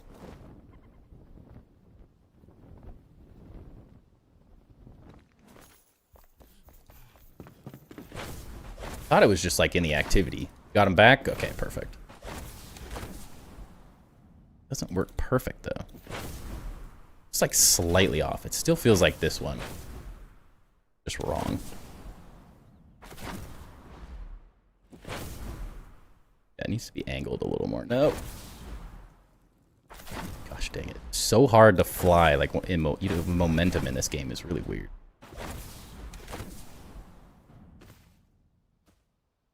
Perfect. Well, it worked. That's all that matters. Sorry if this feels incredibly redundant, me just jumping up.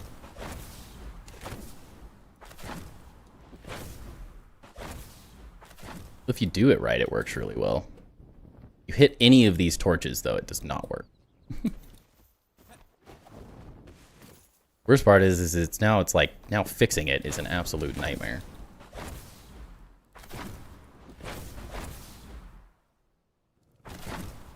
Feels like we should just move this top one, just air down, and then we're fine. I'll live with that.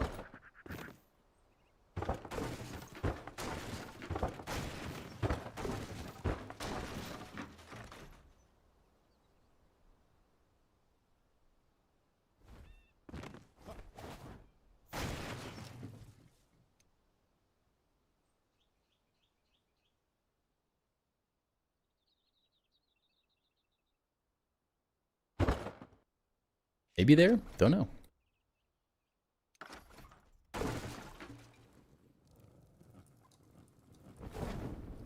There's something weird about the falling in this game that's also fun. I add to complaints, and I usually don't. But to play devil's advocate, they used to hire testers to be able to put out quality content because it's cheaper. I feel like a lot of publishers access games will start using that title as a crutch or discussion point. Looked. I mean, I guess there's two ways to look at that perspective. I guess, like, I don't disagree with you. I think they should be doing a certain amount of testing themselves, absolutely. But I think as a developer, a major point of early access is partially to have the players test for you. I think that's like why everyone's doing it these days.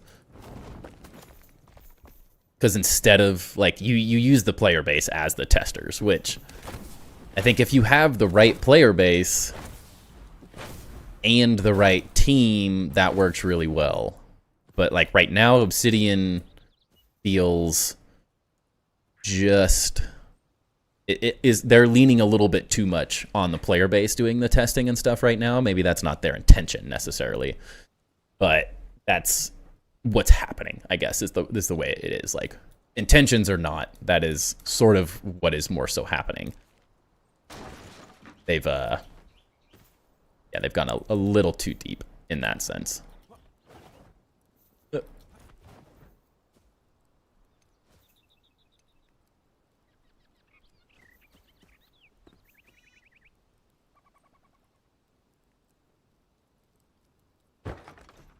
Yeah.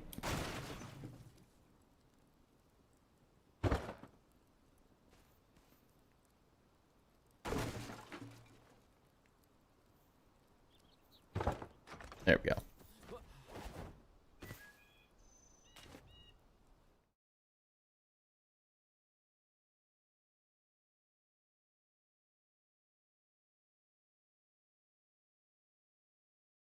Watch that up. I will say, like, Enshrouded has released their updates at a better... And I would probably say, I feel like it's just this update. Like, with the actual update, I don't feel like there was major issues or anything. I feel like it's really... This winter feature update is where things have gone a little awry with Obsidian. I think they very much were overly ambitious with what they were adding, upgrading an engine on something that should have just been like winter decorations and some fun little additions, turned much more into like they got a little ahead of themselves. I'm pretty sure it's just this update. I think they were a little overly ambitious, and they felt like if it wasn't a winter specific update with seasonal items, the timeline did not matter as much. But because it had the seasonal items, they were sort of like, well, it has to come out now. Like, you can't wait until the 10th of December to release the seasonal Christmas update. Like, that just is not... It doesn't work that way. You can't... The seasonal stuff has to be out. October stuff, Halloween stuff came out right at the beginning of October. There was no issues. And they bit off a little more than they could chew.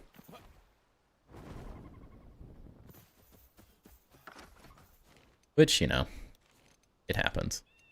They've always come through. I guess that's exactly what you said there, Alfredo. They've always come through. They've always fixed everything. Always brought it all out. Always been where it needs to be eventually.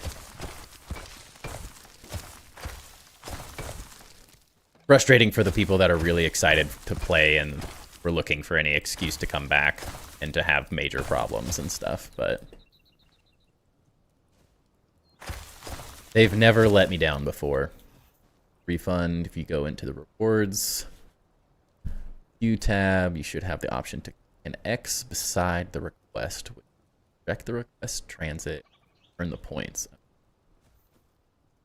Look at that after stream to hopefully figure it out.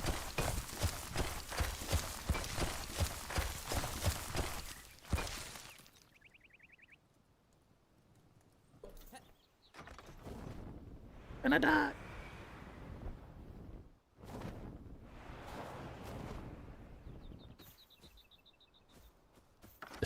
The most ridiculous.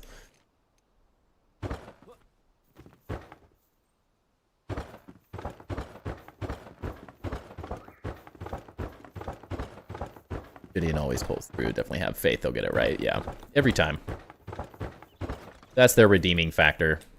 If people don't know Obsidian as well, I could see how there could be more frustration, but I have full confidence. Really made a mess out here. Full miss. Fun.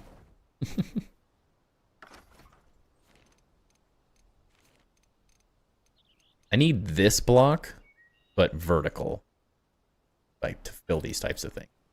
Work very well.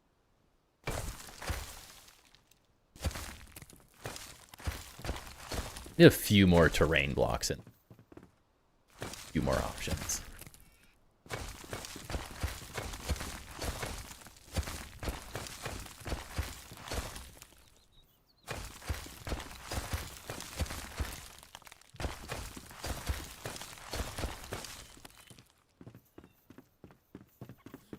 Oh. Close. Too close for comfort.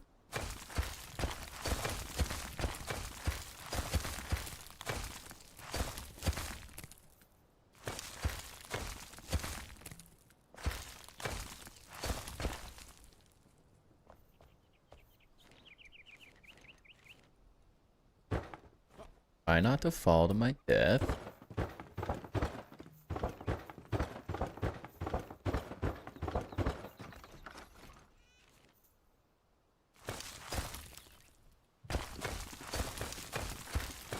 I'm also curious with Grounded right now, like, with the addition of Eidos and stuff, like how that works with the, as a team. There's a lot of, like, interesting new dynamics that these devs have to deal with. It's like the first game was Obsidian, and they weren't, like, sharing the load. Not trying to, like, blame Eidos or anything particularly. It creates a new dynamic that I think either team is necessarily... There's going to be growing pains in that sense. Part of collaboration and stuff.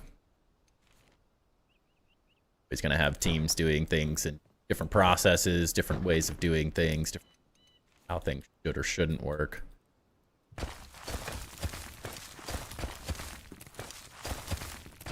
And I don't really know much about how that dynamic is currently working.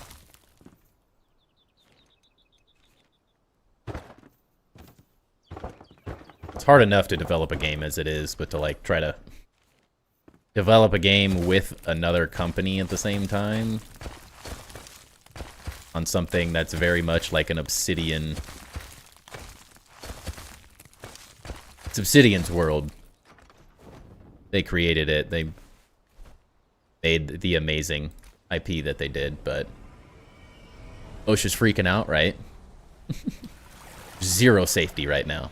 We are chaos building. Imagine with a bigger company, there's new pressures as well as far as deadlines. Yeah.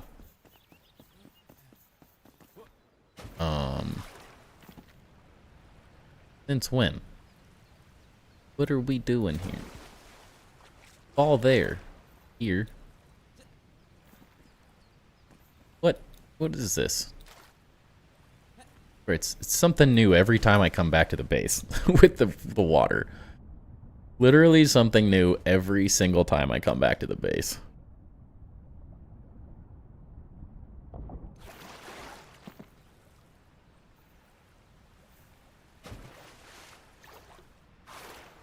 Need more of these, aren't I? Not. Maybe.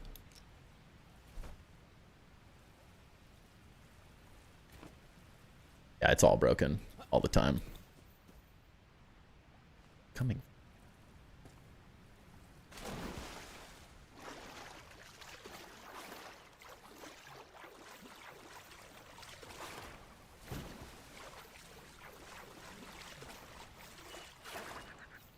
You never know with the water in this. There it goes. What? What? There's water coming out of there now. I was like, wait a second. That's not a waterfall I made.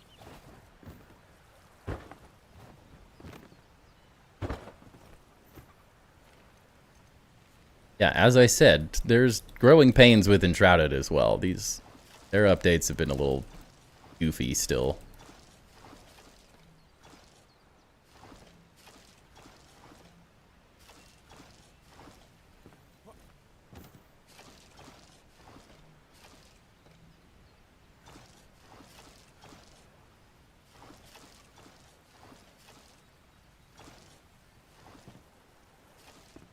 They definitely have a little work to do with the water still, but dang good so far. Minor things. It's always something. Feels natural though, like in eroded waterway leaking. Yeah, the issue is that it's like uncontrollable. Guess that's the issue, is trying to control Mother Nature right now is the mistake. That side of it's really realistic. Trying to control water is a actual battle.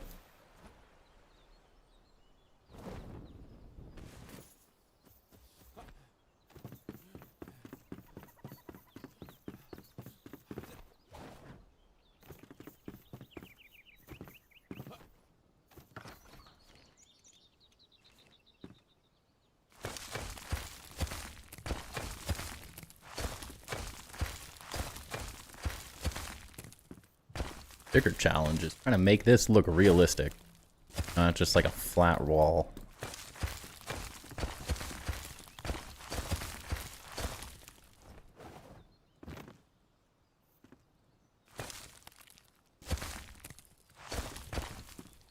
Oh, sucks. Can't even stand on a ledge.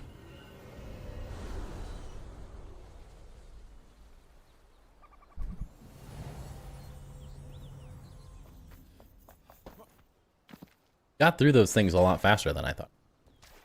Like, seems like rounded one stream, no one chats on YouTube. I don't know, man. I think most people on YouTube are just lurking. As my, including myself, typically.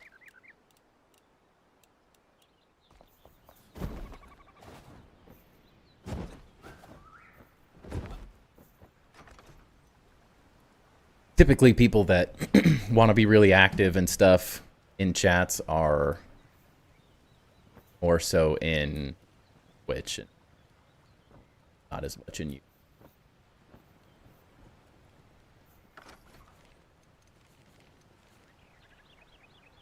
What would this look like?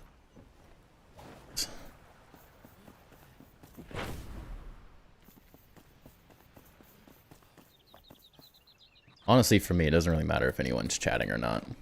Need a Twitch versus YouTube community build competition. Struggle with that is half of you guys are always in both chats.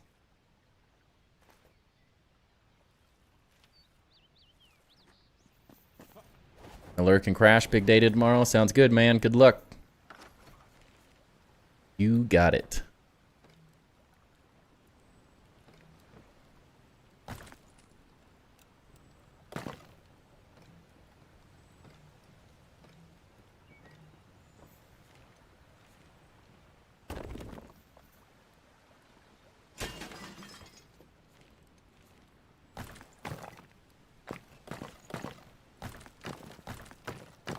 Dude is gonna get a new job tomorrow. We have confidence. Whip wipes the floor. We got our Dayraz and Luda. That is true. That is true. Cannot deny that. Yeah. Oh.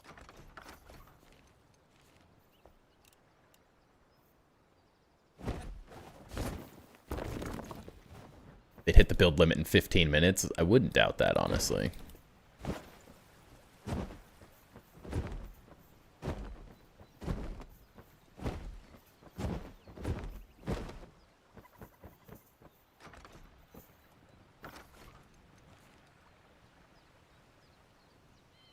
Would be interesting.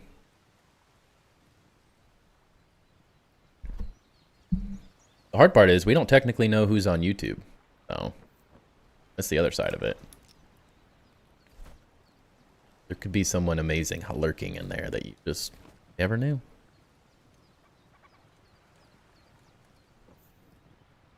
T.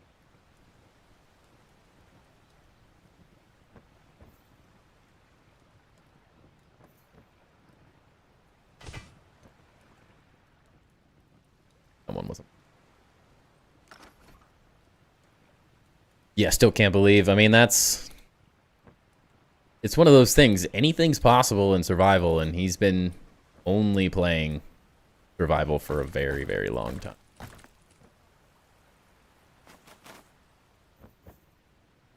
Like curves here, but work the way I want it to. About this specific block, just really prefers reality.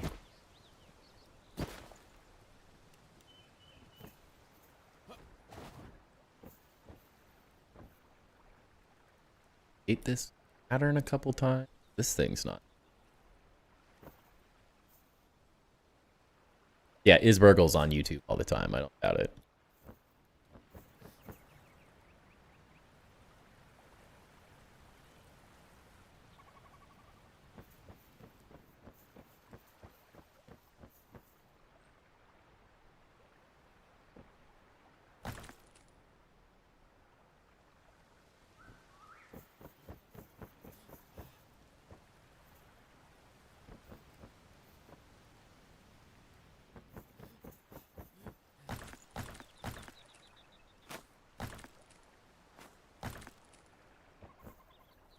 Oh.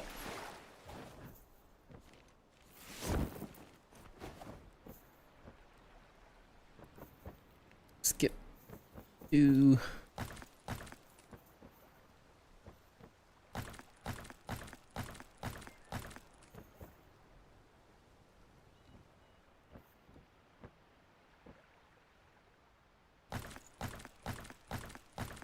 Sweater is hot.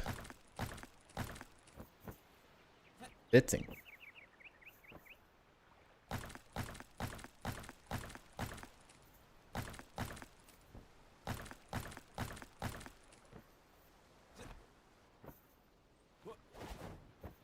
Guess we could make a central pattern that's sort of being cracked all the way through it. That would kind of...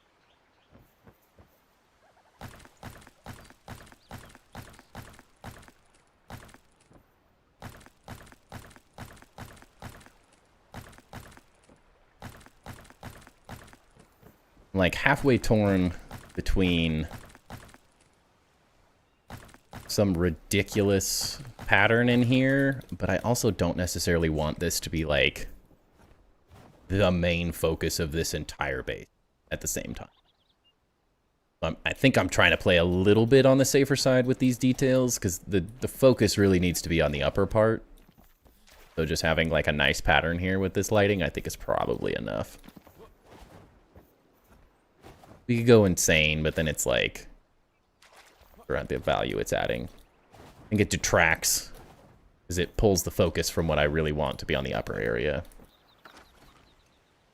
Sort of the teaser of it.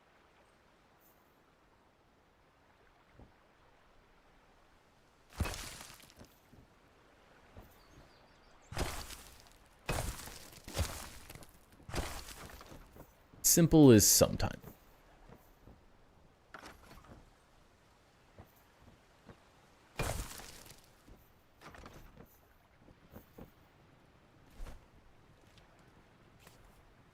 That easy enough.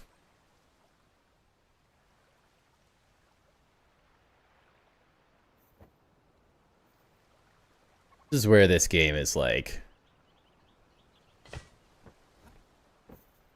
spent so much time doing. It's like I'm just finally getting into the whole like using decor in these as decorations. Crazy world.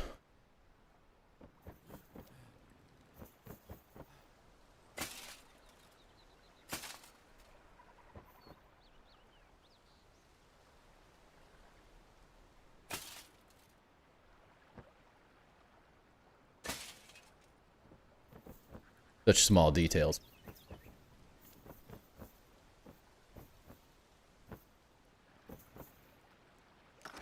Purdy.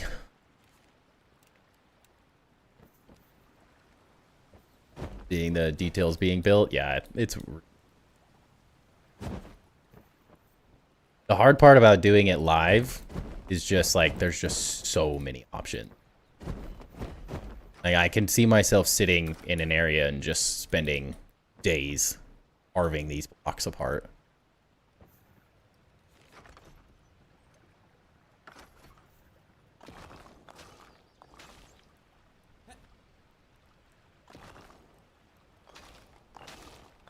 This cleaned up a bit so I can actually see.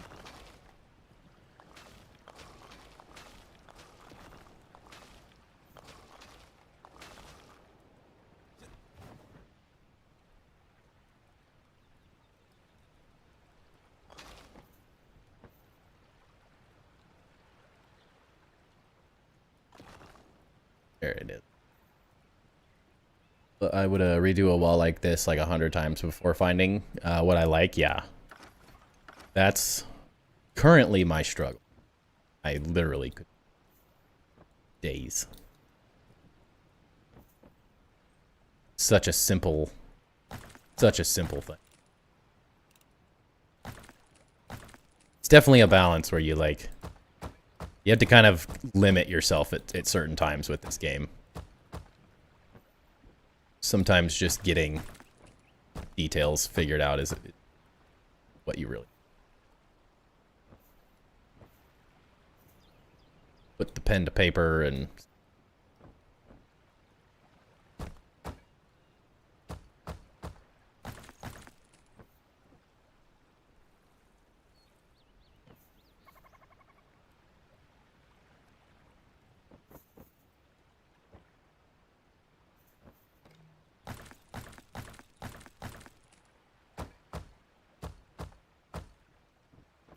yeah, you could waste your whole life could wait doing this.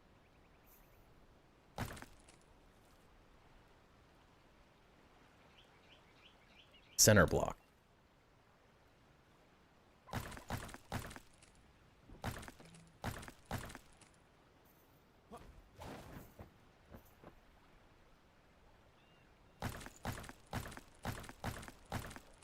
It's also hard because layering like this would be much better, having 2 or 3 blocks deep here to like pull from, but I don't know if I necessarily want to go quite to that level of carving.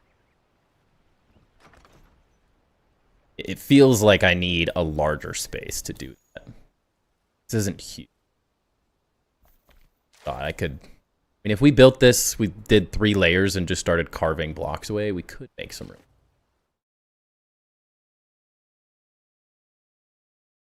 Okay.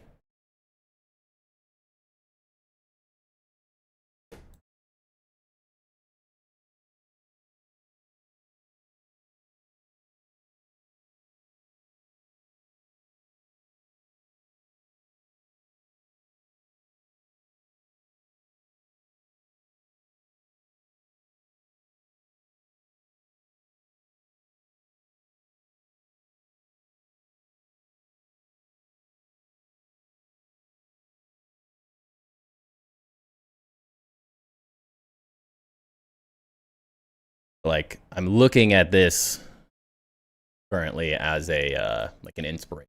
Like, this thing's huge. This is a very large build, so I don't have anywhere near the amount of space to like have this amount of depth and.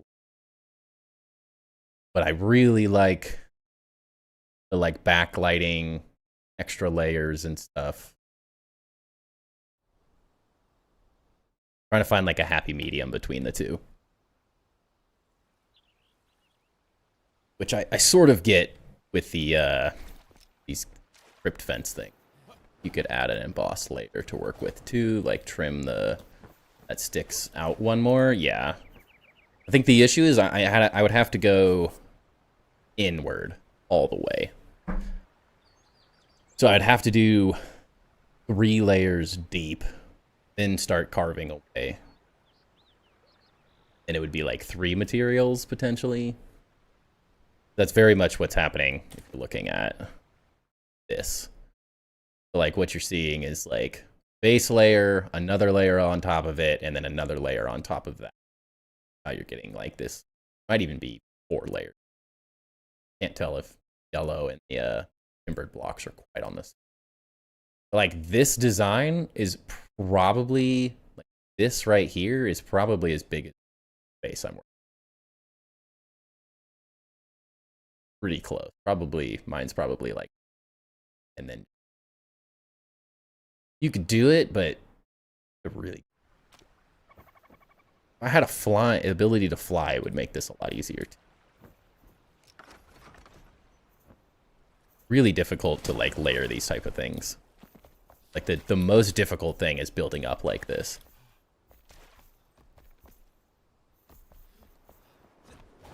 Yeah, it would add some nice depth. The other hard part is like I've already got these fountains in, so like I can't really touch a whole lot where these fountains are coming out. So then I'd have to change these. I probably did this. My order of operations is probably what's mostly wrong. And I really like the way this looks. Just not sure if I've convinced myself that I'm willing to undo it to make it better yet. Which is ultimately probably what's going to happen, but I mean, like, picture like carving going around the whole outside of this could look pretty cool. It just makes this feel like I think these need to go back then. Like multiple layers and be in the background more. OBS, oh. It is. I had an overlay on. Imagine like these set backwards and then those carvings kind of going around them and stuff would look pretty cool. My brain just hurts trying to redo this as if it's that hard.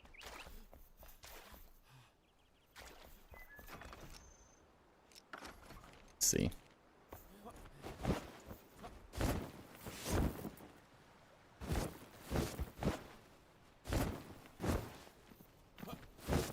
Sometimes I just forget to turn off the monitor that I was doing an example.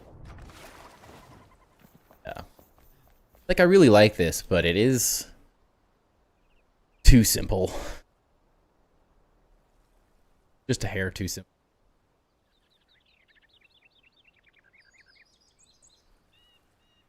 Yeah, so if we're gonna do this, gotta do.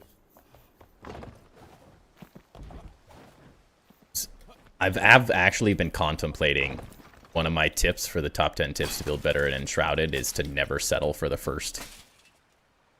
In this game specifically, never settle for your first like idea. But I'm struggling with following my own advice right now because I found something I like the parts of the look, but I'm not like fully obsessed with it yet, which always means that I could do better. But it's like overcoming that first sense of, is this what I like this idea? But it's really what I like is the start of this idea. I like the visual effect we're creating, but it doesn't have enough depth yet. Completely worth it to do more layering since it's a big feature, yeah. I know. Mom, I know, okay? This is also one of the reasons, so another tip that I'm working on is the idea of building in phases, I guess is what I'm calling it. Starting with like overall massing of like a shape, a rough idea of the design, and then from there start like creating the windows, and you start adding in some of the smaller details, and then you slowly add more and more and more details to this whole thing as you continue to. And that way you don't end up doing exactly what I did, which I did the massing here, and then I started on the fountains, and I committed to something too early. And that's the mistake that I made here, is you start doing the detail work too early, and it oftentimes leaves you feeling like you've committed to something, even though realistically shouldn't have committed.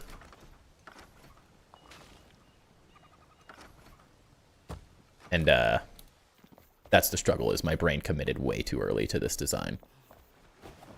That's why I love building like little mock-ups and stuff too.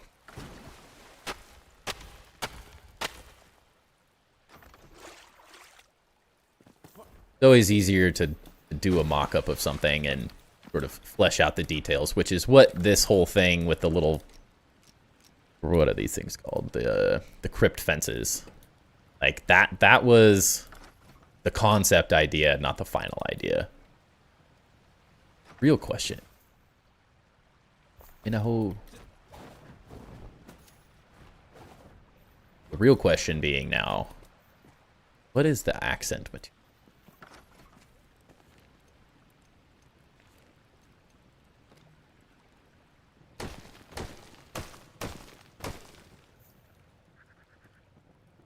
That doing?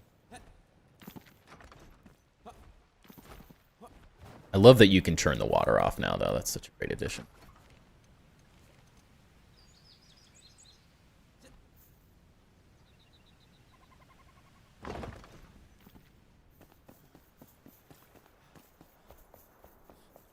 So we have that. It feels like something maybe along the lines of like this color would look pretty good as like a background. We're gonna have lighting in the third layer. Similar, I guess the way I kind of want to think about this is the furthest, so say we do 3 blocks deep, I think is probably the route I'm thinking here. We do the white block in the back, and then everything in gaps like this. There'll be sort of similar, those like vertical things that I was messing with in a darker material. And then the outside material is what will be the this highly polished white block. You have the white, then we need something a little darker. That being, this feels maybe too dark.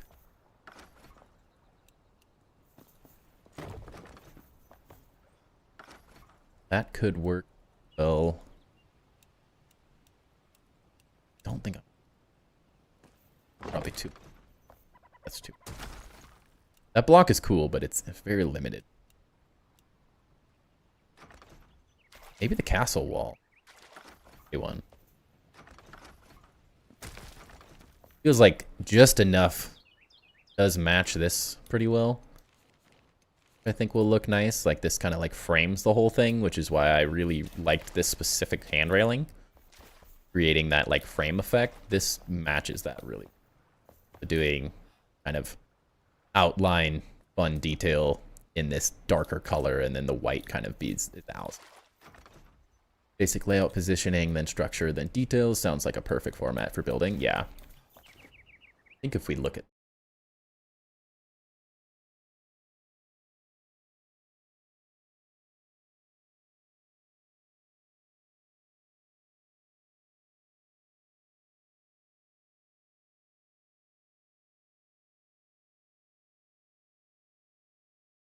computers struggling.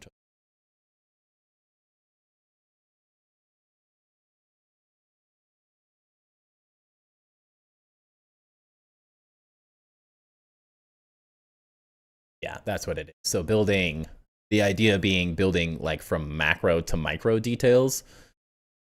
If you can kind of, this is my script for top 10 tips, but this is why this video is taking so long. Is absolutely got a lot of ideas.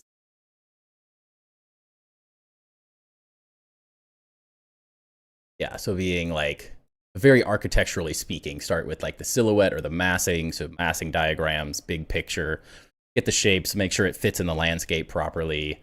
Then the main architectural features, doors, windows, balconies, big ticket things, stairs, and then get into the trim and the detailing, and then being more like the prop side of things as well, which is like the storytelling, the props is like the way I built this thing is probably the perfect example of this idea being I built a flat area, dropped it down, put a flame altar in, built these things over it, and that was it. The leg is just because I was opening documents. It's all. That was it. That was all that is. My computer was just thinking too much. Everything froze for a second while that opened. You want to read? You'll have to wait till the video comes out. But I'm starting to kick it into gear. I think I finally have the tips. The hardest part was figuring out 10 really solid tips that I think were going to be really impactful for people. So now it's just record me talking and then start editing the stuff over it. It'll start moving a lot faster now that I've got the tips, and you only have like 1 or 2 more things to script out.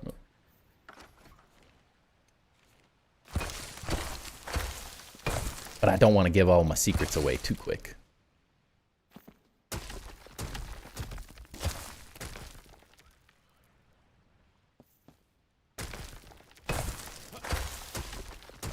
A lot of these concepts are going to apply to like both every survival game primarily.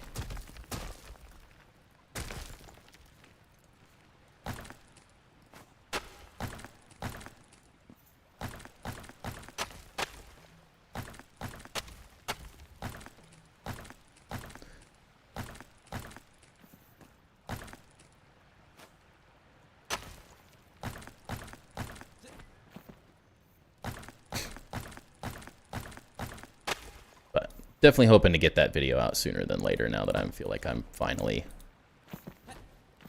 at that point where I've got ideas going and I've kind of know what I want to do with it now.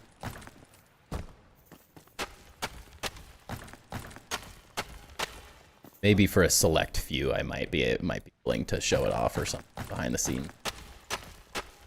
I just don't want the script being in a public place. I know people could technically go back and watch the stream, but I scrolled through most of that you really wouldn't get anything from it. But in a public place, someone probably could edit a crappy video faster than I could edit a good video and steal my ideas.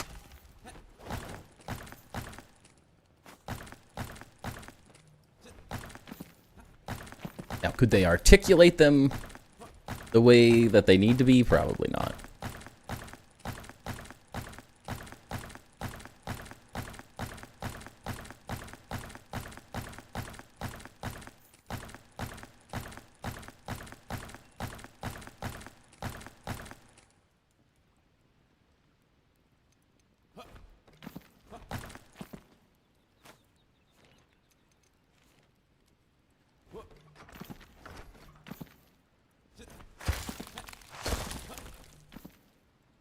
Is that? That's the truth. Why is that not deleting it? Dan, that's cool, man. You can tell it's really well thought out. Super interesting to me, especially since a full breakdown like that from an actual architect. That's the goal. That is the goal.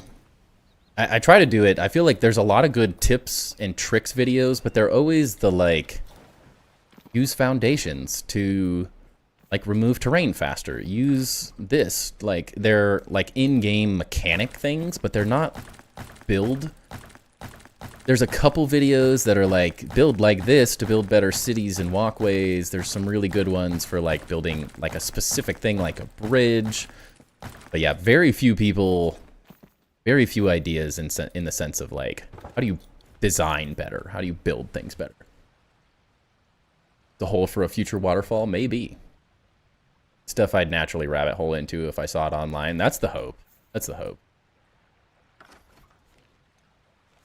I think like outside of just building on stream and talking through these things and the way I do it, like this, the top 10, I've enjoyed all the videos. I enjoy the base tours.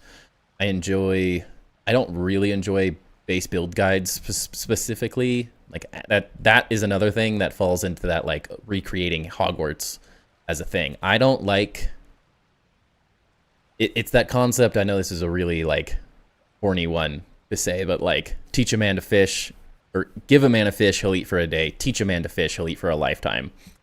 Those build guides I love watching Chisel Chips build guides, so don't get me wrong. I think there's so many cool ideas you can take from it, but the majority of people are not going to look at Chisel Chips build guides and say, oh, I'm going to take these ideas. They're going to one-for-one copy every single detail done. If that, they're going to leave a lot of the more complicated ones out, and they won't even touch them.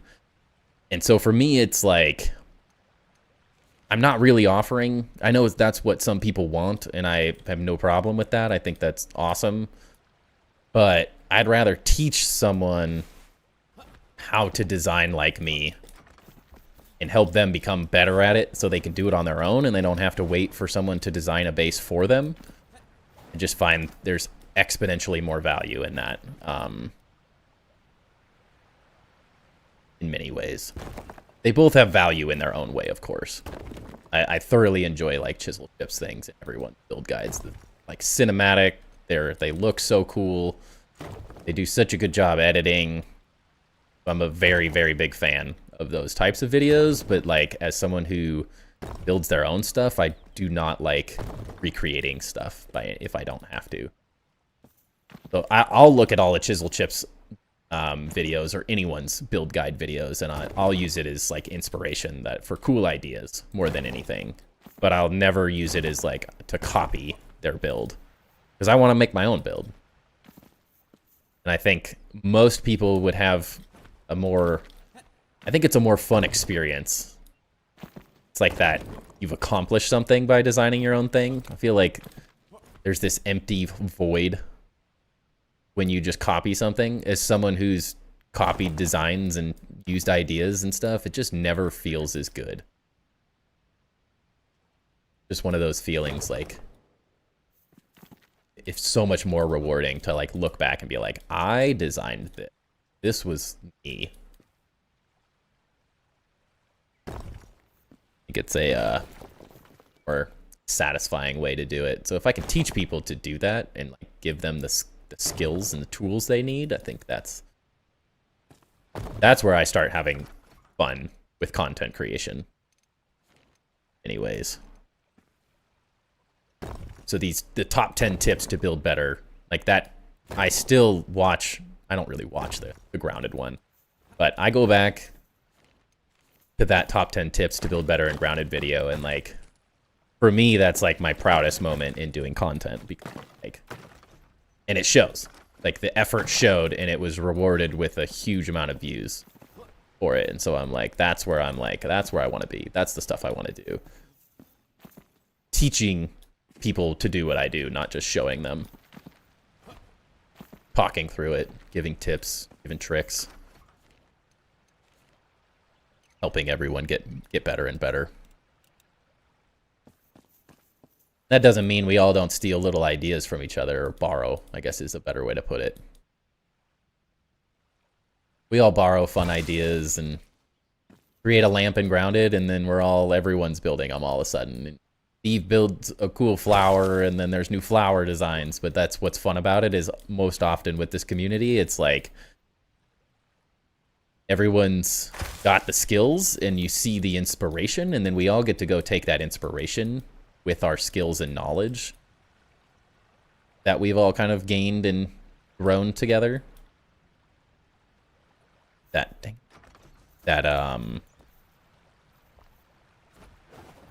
We get to take it and turn it into our own idea and not just copy it one from.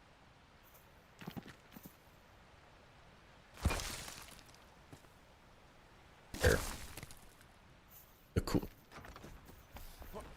That's where I get really... Nothing wrong with us all poaching ideas off of each other and stuff by any means. The fun is when we all start using, like me and Ludorav start using the same ideas. And I see something he builds, he sees something I build, and then it's like, wait a second, how you took my idea and turned it into something totally different that fits your build, and then we're all just inspiring each other more so than all recreating the same thing. I love seeing how Chap does an arcade game and his design versus how someone else is doing it. That's where I start to be as the creator of in the community, seeing everyone like take ideas from each other and improve upon them for their own bases and stuff. It's cool.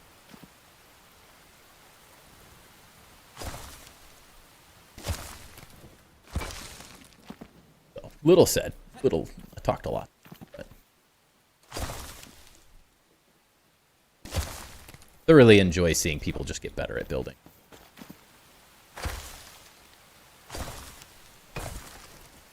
Donnie made a better basketball game, so I stepped my game up. Yeah, exactly. It's the pushing, like we push each other each ways.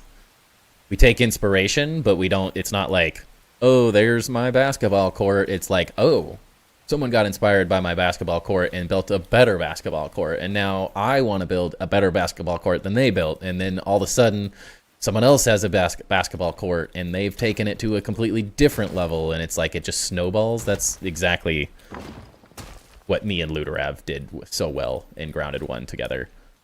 We just like endlessly push each other to come up with new, more interesting ideas, and we can each utilize those techniques to make our designs better.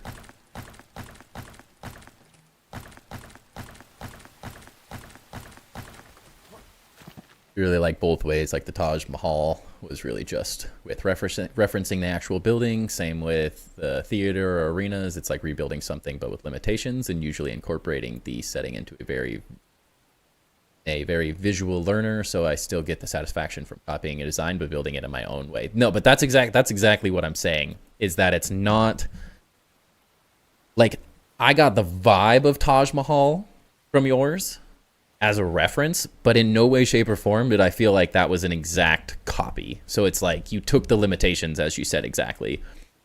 So it's like that, and that's what I do as well. If you look, I guess, as I was saying earlier, the Sept of Baelor from Game of Thrones, there are huge inspirations taken from that. The shape, the towers and stuff, but then so much of the limitations in Grounded force you to build it in a different way, and then that's where I utilize it for like I utilize precedent like that to get a build started, the overall like the massing, the concept of what the building is, and then from there it's just like my imagination takes over and completely changes the design to be something more unique to me specifically in my build.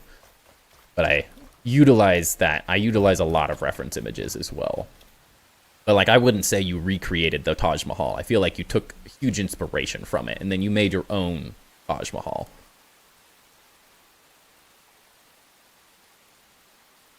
Which I think is the best way to do it. Wipe my nose. 1 sec.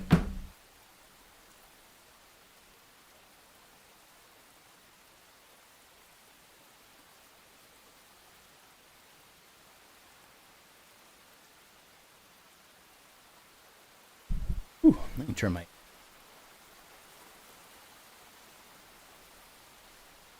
Couldn't be the fact. Pants and a sweater.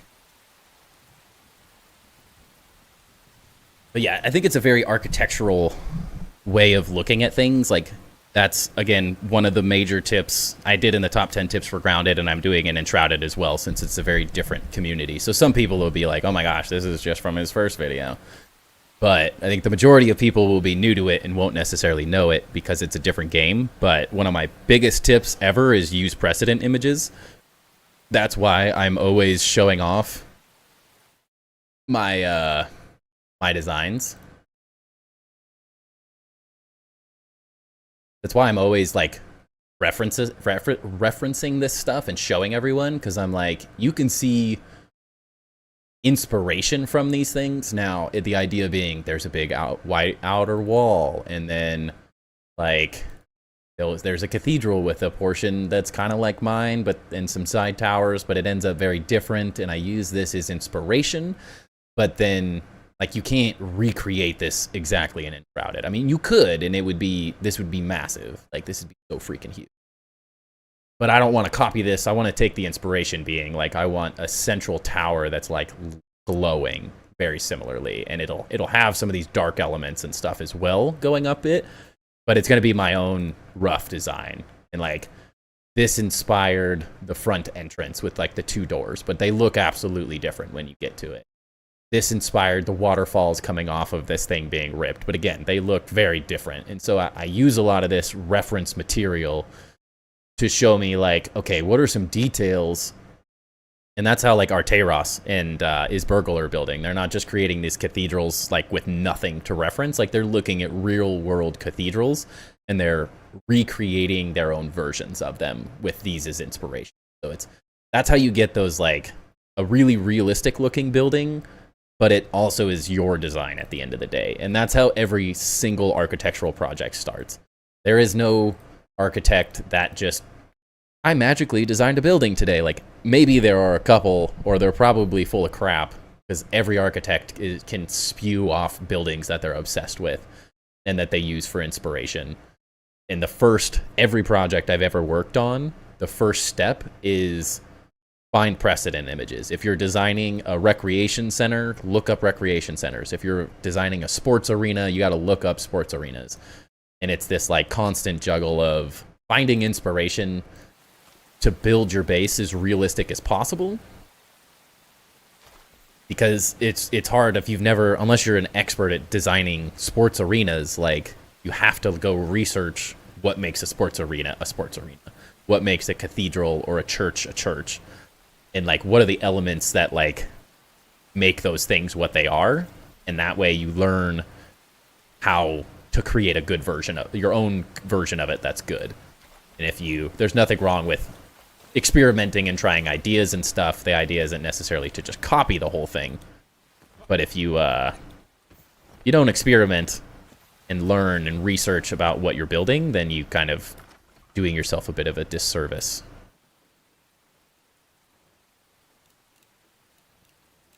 That's what makes things good. There's good designs already, so like reinventing the wheel every time doesn't necessarily make something good.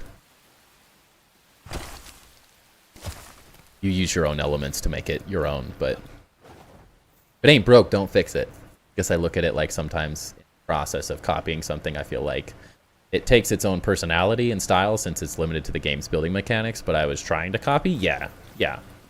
And that's exactly where if I'm butchering talking about it, I'm not saying what you're doing is wrong. I'm saying that's typically how it goes, is you look at the inspiration and you're like, I'm going to build that cathedral.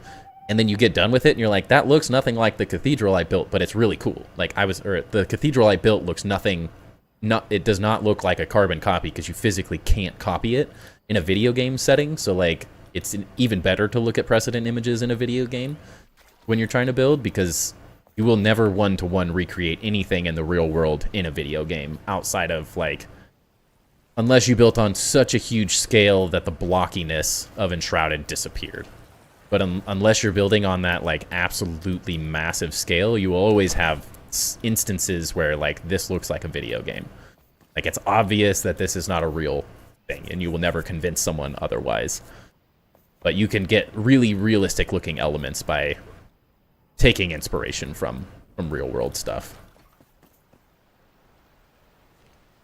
But on like the Hogwarts thing, like if I was going to do something like that, what would happen is I would build a castle inspired by Hogwarts, but I wouldn't copy it one for one. And I don't like trying to copy it. I like trying to copy elements of a building. That's typically more often than not what I'm doing is, like, I'm looking at this, like you saw my design earlier. Unless you're Arteros, but like even his, like that doesn't look like an exact copy of any real cathedral ever built. Like the different elements that they took, their own flair is what, like it takes the elements from real cathedrals, being the designs, the way they've like pushed and pulled the windows, the intricate details and stuff, and they've done enough research to know what makes a realistic cathedral in the world, but then they used what they have in Grounded, and it still looks realistic, but it's not like a carbon copy, essentially. Because they used the inspiration to create really realistic looking elements that you would assume they've done such a good job, and they have such a good like depth of knowledge of cathedrals at this point that it looks like a real cathedral that you could find in the world, because they did that precedent research. Because I talked to him about the inspirations and stuff, and him and his Burgle have looked at a lot of cathedrals and stuff. So it's how they're so good at building that stuff, is they know what elements of a cathedral make it realistic. But there's so many things in there, I'm like, I've never seen a cathedral quite like those. But they've done such a good job researching cathedrals that they've made it look like it is something that probably was built in the real world, because they've done such a great job. But that's what I love, is it's very quickly goes from, this is a cool idea, I like the look of this building, or I like the windows. Like, that's typically what I'm doing, is I look at a design or a building of some kind, and I'm like, I like this aspect of it. And I don't try to copy the exact shape or something like that. Like, I'm not trying to recreate the entire thing as is. I'm usually trying to recreate a certain element, and then I combine it with elements from other buildings, and other designs and concepts as well. And that's how you get that really good blend of really realistic looking things with your own creative designs and stuff.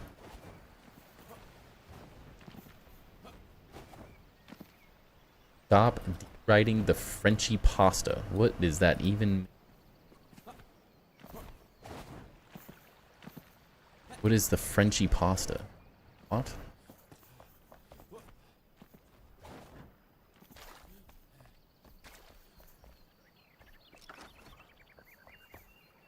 Welcome in, David, but I have no clue what you're talking about. I guess we kind of just have to start digging away at this.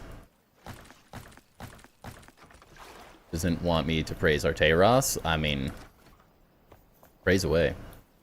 Served.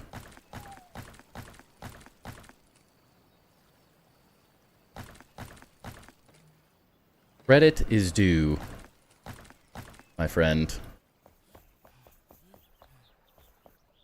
You build great things. Credit is due.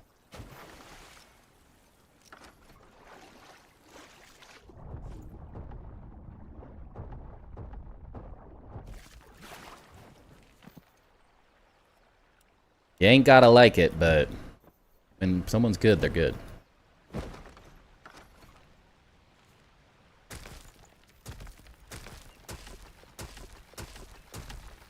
Yes.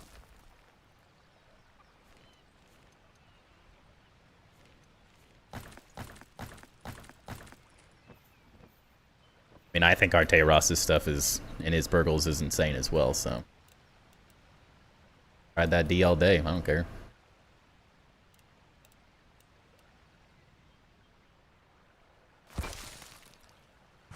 But why pasta? It's also just an Italian term.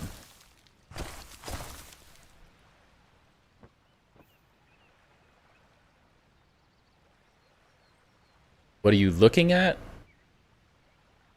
Oh, sorry. Was showing off some images that I was working off of. Forgot to turn it off. Only like the third time today.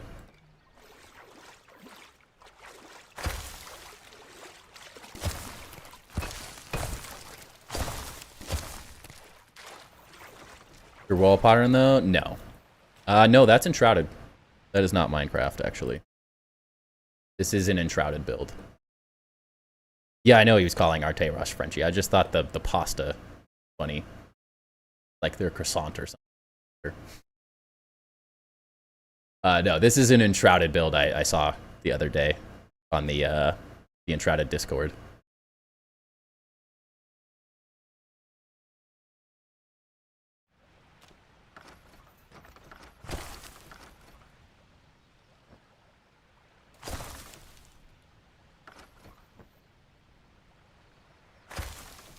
Very detailed Minecraft builder coded. I mean, they're kind of the same, right? I've said it a handful of times. Whoa, Freckle Flex. Thank you for the gifted sub. Appreciate it. Welcome in. I've called Enshrouded multiple times the adult Minecraft. Because realistically, it's, in terms of building outside of the props and stuff, it's just a slightly smaller scale of blocks. But same rough concept. Still utilizing blocks, and you can just get a little more detail and stuff in Enshrouded at smaller build scales.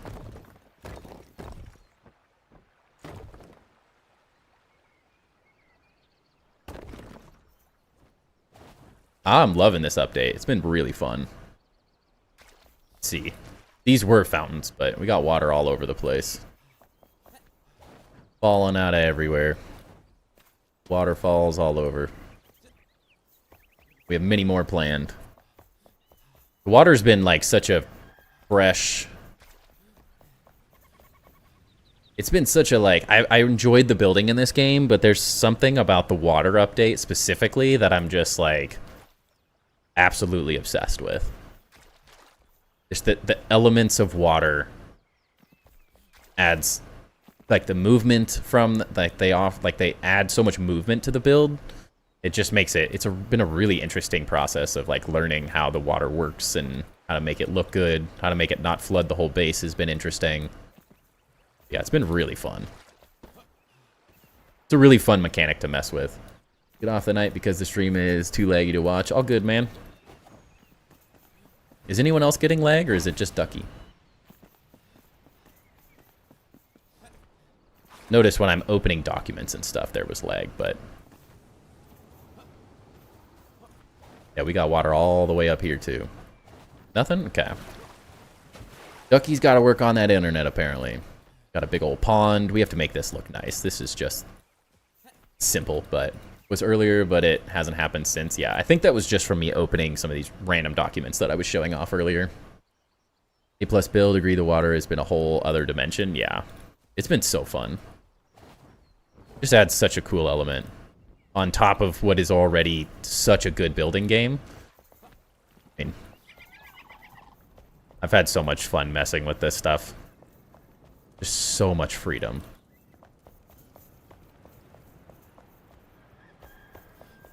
It's like the blockiness kind of brings back the like old school Minecraft vibes when I used to play that, but then it also is so good with the props and the unlimited rotation and stuff. It's just made it so much fun. It's such a good combination of like really structured building and also complete freedom. A really good mix.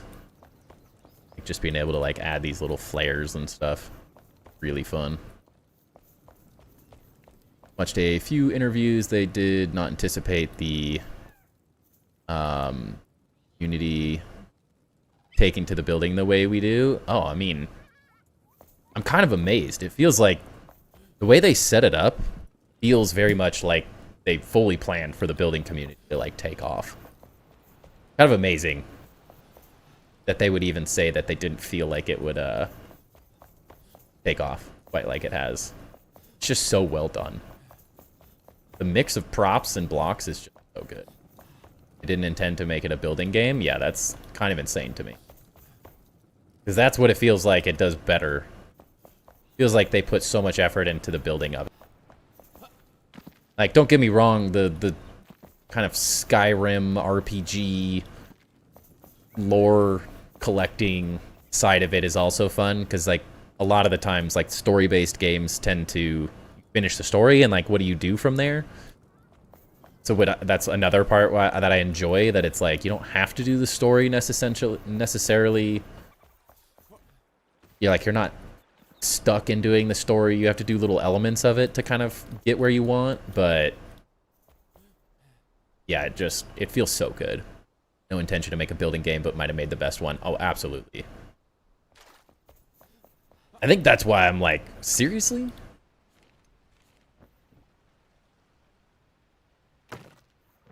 Because you don't make this good of a building game without kind of meaning to do it. Like, I don't know if you could actually do it this good on accident, you know? There's so much thought into this whole system.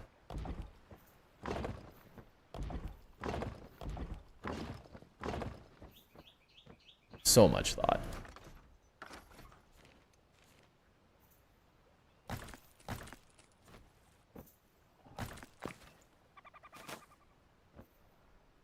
Looking forward to them fixing some of the combat. It's super jank, but I have zero complaints. I bought it day one. Yeah, I've had it since the beta release as well.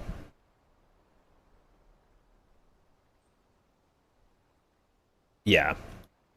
I would love more games to do the voxel thing, but I'm also like, this is a completely custom engine. Like, everything here is built specifically to allow for these things.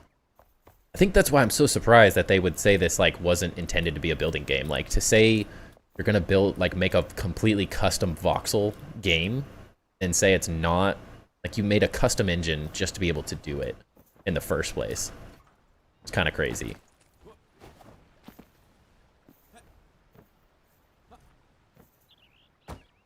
Because, yeah, the voxels are what sells it in a huge, huge way.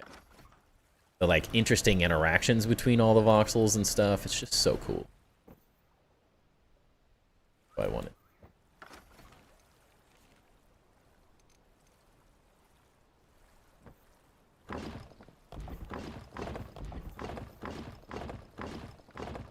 I mean, if they accidentally made the best building game ever, props to them.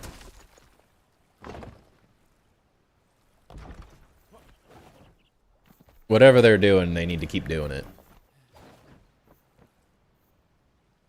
I really wish more games were able to do, like, the voxel stuff. It is really fun. They're ambitious as well with it, too, which I think makes it even better.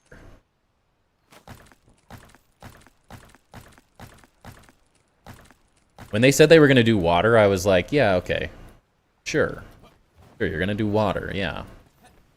Was not expecting it to be anywhere near this good. I was kind of just expecting, like, a water block, and I was like, you know, honestly, that's probably good enough at the end of the day. I probably would have been happy with just a water block. But for them to, like, actually do it the way they did it, it makes it even more impressive.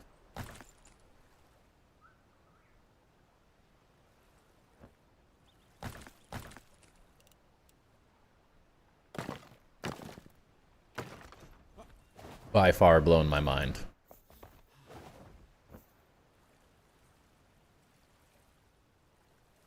Wall transition and material blending. I mean, that's kind of part of the voxel side of it, right? It's the way they've made the voxels work so well. And especially, like, the other side of it, too. One block does this edge detail thing. Beam block does this detail. Yeah. It's the combinations of how... Like, it's not just that all the blocks are voxel blocks, which makes it incredibly realistic. Like, this wall, just one material wall, looks so realistic. It's not super repetitive, like, maybe a little repetitive, but, like, when you're really looking at it, you just lose the details, and it looks like one super intentional design. But then, yeah, the combination of how they... I don't even know how they figured out, oh, this block's gonna... Like, when it touches this block, it's going to do something different than when it touches that block. Like, that is... It's pretty insane. And then, like, the forethought to think the terrain is totally separate. Like, oh, we're going to do blocks for the building materials, and then the terrain is going to be, like, an actual terrain piece is, like... It's absolutely insane. Like, that is what I've been dreaming of, is the idea here. And then, because it's like, you get this really natural, like, no other, I'm not sure of any other game. I've never really played anything that allows you to get this realistic of, like, a transition where you can build a building into a rock face, and they don't just look like a building and a rock face that are sort of blocks on blocks, like, similar to, like, Minecraft and stuff. But it's like, you can build realistic terrain with realistic buildings. And then the whole prop rotation thing, I think, is where they really Not like it would have been an incredible building game with just the building blocks, voxel system, and the terrain. But then you get the complete customization of all the props and stuff, being able to rotate them in any direction, any way you want, flip them upside down, combine them, clip them into anything. Like that freedom is like, it seriously takes it to another level. I think it's all impressive, but each individual thing on its own is impressive. And I think that's what, but then you combine all of them together and I'm like, it just gets, it's pretty insane to even think. I have hundreds of hours in Valheim and thought that was the Cats building. Yeah. Yep. Very impressive overall. Still, yeah, still blows my mind how well they've done it all. The only thing it needs is a build camera of some kind. That's all I'm missing.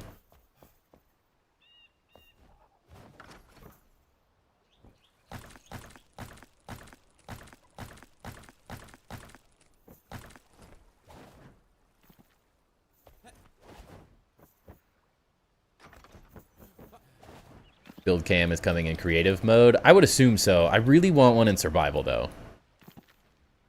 I think it's a missed opportunity to not have a build camera in survival in some way. Or the ability to turn it on and off at least. Because like I don't like playing in pure creative. Yeah, I'd be really surprised if they didn't have some type of build cam. I just hope that it's not only in creative. I think that would be a slightly missed opportunity.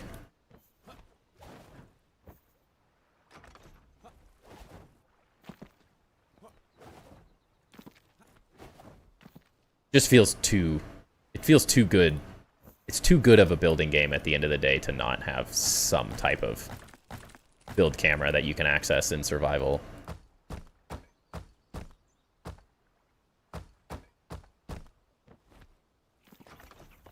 Trying to get these proportions correct. I'd be pretty surprised. I'd be a little surprised, honestly, if there wasn't something. But I would be a little sad at the same time if it was only in creative, because I will not play in like a full creative mode. There's survival and combat. Not that the combat, I'd say the one thing that feels a little lacking in the game, as you had said, is the combat is a little... I really like the skill tree and all the skills and stuff, but the combat is like the one slightly lacking, if we're being critical, of course. Definitely needs it. Maybe it can be tied to the flame altars. Yeah. Something like that. Yeah, it doesn't need to be something that's like too over the top, but it's just... It's too good of a building game to not have it in some way, shape, or...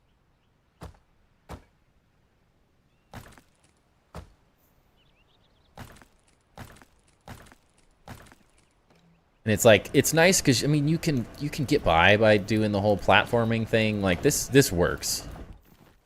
But there are just some instances where I just really want, like, here specifically, when I'm trying to work on this, like, big flat wall, I don't have the best time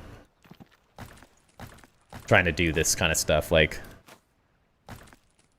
although this stuff works, it's like constantly placing something right up against it is always like... It's always a little bit... You can't ever, like, you have to constantly go up, like, okay, well, I need to be close because my range isn't far enough. But then I want to also come back here and see the bigger image, but then I can't see what I'm covering up here with all these, so then I gotta, like, remove these over and over again. So it works, but it's a little cumbersome, if I'm being, like, overly critical, of course. Yeah, like, the first person was really needed, too. This was a great change. Well, but if you're gonna... Whether they intended to make the best building game or not, at this point, you kind of just have to give us the best building game. You have to fully commit. It's too good. Absolutely too good to not stick with it. Give us every possible thing they can. Yeah, Nat would be handy, exactly. I downloaded the Builder's Companion mod, and it worked, but it was so clunky, it kind of just drove me insane. So would love for the rotate/snap situation to get it more refined. Yeah, I could see that.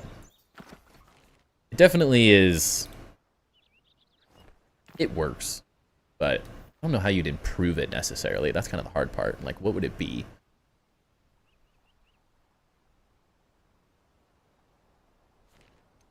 It's like, it's a hard system because it's like, I want it to snap, but the snap points do feel a little weird. I tend to just use it. I tend to not use the snap all that often, unless I'm like placing props or something. More often than not, I just don't. Totally snap? Yeah. I think that's also the hard part about like a snap feature specifically is it's like, there's just so much. Like, when you place a block like this, like where is it technically supposed to snap? When you've got, like, you got some things that are like slightly overlapping, it's like, what point does how do you decide where? Is it only like perfectly lining them up? It's almost like, the current system feels more like aim assist, I guess, is probably the best way to describe it. It's like it just slightly helps you place the block. It doesn't necessarily snap to a specific location. But as soon as you start building, like, you're not snapping the blocks, which I've noticed a lot of people are just, like, placing single blocks constantly, and then it's like, then I don't even know where you start to snap to. How do you design a system that makes it snap to the correct piece or what someone thinks is the right piece? I feel like it gets, I don't know, it's really complicated. They're trying to please everyone. Yeah, I think that's the struggle, is I think everyone's building so differently. My brain, I'm not a developer, so I don't necessarily have to think through these issues, so I'm sure they could probably come up with something better. But yeah, it's hard to please everyone, since there's so many different ways you can kind of do things in the game. Like that it has variation, but I also wish we could nudge things a bit, but that's off voxel, yeah. That's sort of like, you get the happy medium, I guess, of... That's what the free prop rotation is like you're stuck with your standard block. You can't really move that concept much more, since they committed to the square blocks. And from there, it's like, yeah, I don't know how you... Those are the difficult questions. That's why I'm not the developer.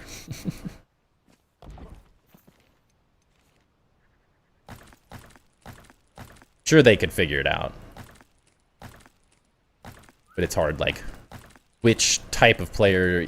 I feel like you always are kind of stuck in that, like, which player type are you going to cater to? Quarter voxel pieces is the way, new engine and everything. Just start over, right?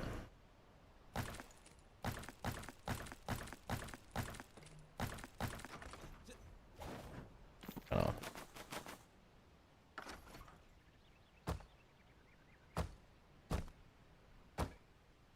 Those are the tough questions, though.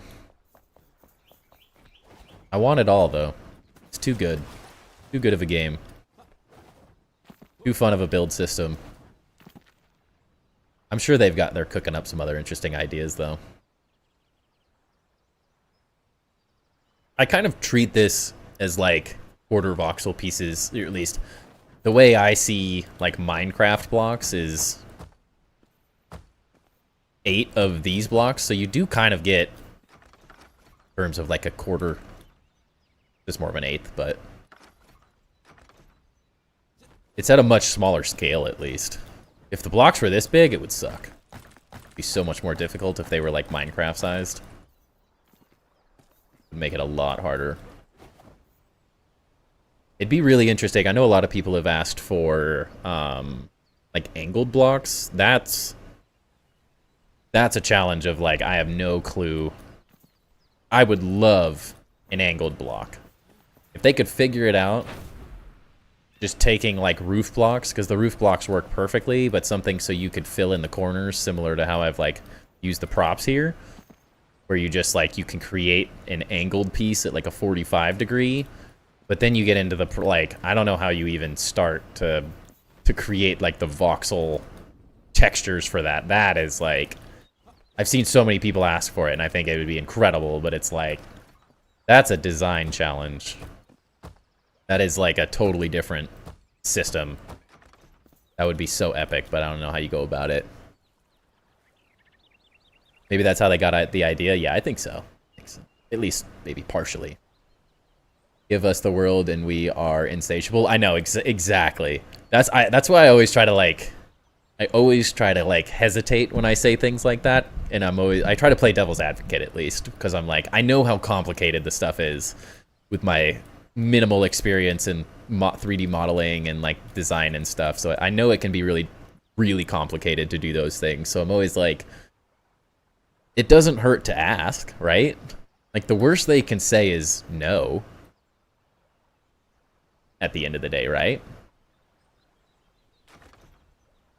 Very much, it's possible, right? Maybe I'm asking for too much. But if you don't ask, you'll never know. We don't push it. If we didn't push water and they said water and they pushed it and did 10 times the water that I thought we would get, so if anyone's gonna do it, it's probably Keen. My brain is so toast. I have no clue how I want to do this pattern. This is why I hesitated doing this, Alfredo, because I was like, what is the pattern here? What do I want to do? Ask and you shall receive? I hope so, right?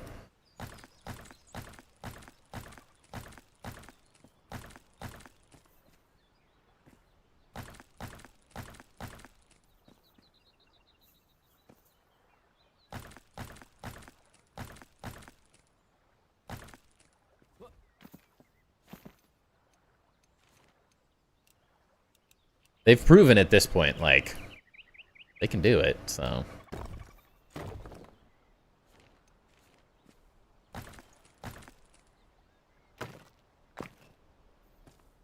They probably screwed themselves a little bit by giving us the water as good as it is anyways, so. Scary for them.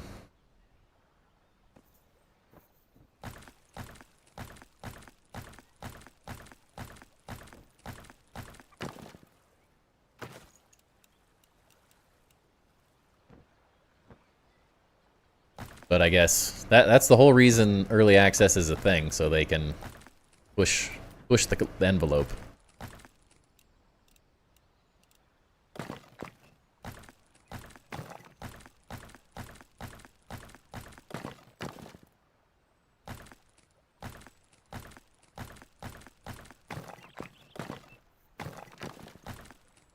That's our jobs as the players. Ask for too much and they'll give us the best they can do.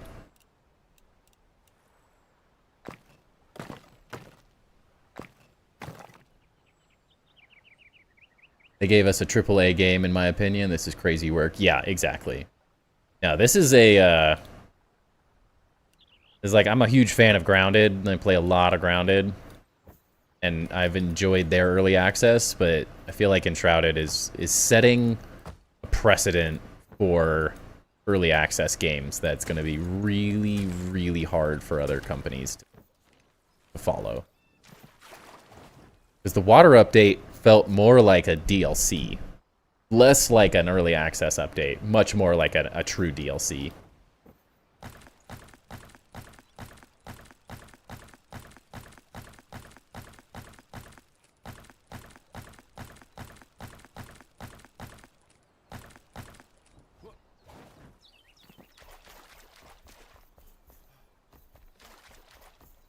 I think you were going to get around to adding more layers eventually anyway, so might as well get a head start. Oh no, so Alfredo, since Luderav goes to bed so early, Not early, it's now 12:30 for him, so it's not early.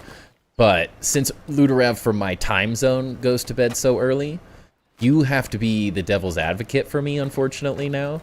So when I'm hesitating on doing something because my brain says, I don't know how I want to do that yet, and so instead of just pushing through, I hesitate, your job is to be like, no, you should just do it. It's not the job you wanted, but it's the job you've signed up for. Luderav is very much so my, like, devil's advocate, where it's like, no. Hence, the perfect example is in stream yesterday. We're talking about, I'm trying to figure out, like, this doesn't look right. The hand railings in the storage room just, they did not look right. And it was because I had the double thick, I had these two things, so they were previously like this with two of these things on top. And that's fine, but it isn't how, like, a real staircase is built. Like, you don't have one piece going up and then a vertical and then another vertical and another piece, like, going adjacent to each other. They're built and they curve around as, like, a single continuous loop. And so it didn't give the right effect. And without Luderav being like, no, just delete it and do it again, just do it, we wouldn't have ended up with this, which looks exponentially better than the other version of it. It's, like, so much more custom with the little curved pieces. It was a little bit of a pain and stuff, but it's, like, it's a way more elegant design. Like, it's so much more interesting. It looks way fancier for just such a simple thing by angling that and placing these on the outside. Like, it's such a simple thing. Takes a little time, but it's worth it. No Man's Sky level dedication in a compressed schedule. True, yeah. Very true. Finally finished cooking. What are we working on? Well, we didn't finish the storage room, but we got the storage room, or the second story of the storage room, fleshed out. So this is all in. We got all the chests. We got the majority of the little details and stuff. Now it's like, now I have to spend a month organizing all the different decor items into these chests and figuring out how I'm going to display them and stuff still. But we got all this figured out. Came up with the fun little balcony space here. The fun little design change to this. Lots of detail work, of course, still to do. Make it look as nice as possible. But we got that done. We finished, at least majority finished, the bounce tower that we were working on at the end of last stream. So that's pretty much done. I think it's going to be taller. I think there's going to be a really big watchtower up here at some point. Just feels like the perfect spot for a really tall watchtower of some kind. So we will eventually, of course, be building some big old... There's going to be a massive wall going around this entire thing. So it'll somehow come up here and connect, and we'll build a massive tower, which is what'll allow us to access this whole thing. But I wanted a... I always felt from the beginning of this, there's no way to get to the top of this thing, like, legitimately, so from the beginning, I've said I needed a bounce tower of some kind that allows me to get up into the base, even though I can just teleport there. I just liked the idea of it, so we built this, got it all figured out. Works pretty dang well, too. Not perfect, but we can get up. I can see everything from here. We got the massive tower, the test version of it. We finally got rid of it, so it's not cluttering this whole space up. And then now we're just working on this whole design. Is an experiment in many ways. Trying to make it like a lot more depth to it. Because once we get to it, I'm not totally sure how these things are going to quite yet. But we will have some fun elements, like that'll be, I don't know what the depth in the pattern is quite yet. That's what we're figuring out right now, but that's sort of the effect that I'm going for at the moment. It'll be a white block on the outside, this dark gray block on the inside, then the lighted blocks with the crypt fences breaking up the brightness a little bit. The white block is like too white. But I mean, this isn't even close to the pattern I want to do, and that already looks pretty cool. So I think the concept is now proven. We also have to figure out, that's what I'm forgetting now, is we have to figure out how to make these fountains work too, though, at the same time. That's where my brain is like half working right now, because there's going to be still going to be a fountain that's on the other side in some way, shape, or form. So I have to figure out how to design this around some type of fountain here. I don't want to lose this fountain. I think it looks really cool, but it needed more. Spend an hour banging around the kitchen. I sit down and the baby wakes up. Oh, that is literally the worst thing in the world. There's nothing worse. Yeah, so it's a combination of this fountain and this design. I haven't figured out how that's going to work yet. And it could change. The fountain doesn't have to be that exact thing, but I want some element of that. So, however we combine that as could be decent, though. See. The rail does look way nicer. Yeah, the depth of it looks really good. I don't know if the angle of what I just did doesn't look good. I love the recap late in the stream. It's nice going everything you've done. Nice. Glad I always do it because someone new comes in like super late in stream where we have, I don't know, 30 minutes left, and I'm like, everyone's watched me do this, so am I annoying half the people by constantly telling everyone what we've worked on? But I also just enjoy showing it and stuff. That's why you build, right? Clock tower would be epic with a waterfall. That could be really cool. Or a giant telescope. That would be it. How you build a telescope? You could probably do it pretty well. Unfortunately, well, you can't do like a circle, but with the roof blocks, you could get like sort of an octagon type shape much easier. Or hexagon, I don't know what the shape would be. Probably more of a hexagon. But you could do like a concentric sort of circle that expands for like a telescope. You probably could do something fairly realistic with that. It would still be a little blocky, but it'd be interesting. Or an observation tower nearly just died. How so? In real life or in the game? Choked on a bukoki. Like going back over everything, but that's just me. No, I love it. I like going back. I like seeing things. I want to make sure everyone... that's the hard part, is if like I spend the whole stream here, new people that are in the stream that have never seen the inside of the base, and here, like, they're missing out on it too. So you never know who's like sitting lurking in chat and is just like, holy crap, wait a second. What is all that?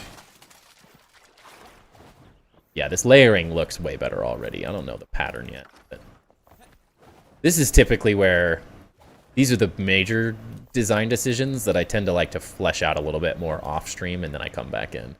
It's not funny, I almost died. I'm not laughing, I swear. I'm not laughing at you, I'm laughing with you. Alright. I laugh at my own pain all the time. I'm trying to figure out.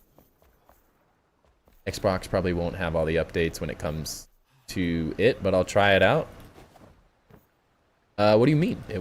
I would assume if they release Xbox, it's going to have everything. It's coming on console. I do know that. When is the question? Don't really quite know yet.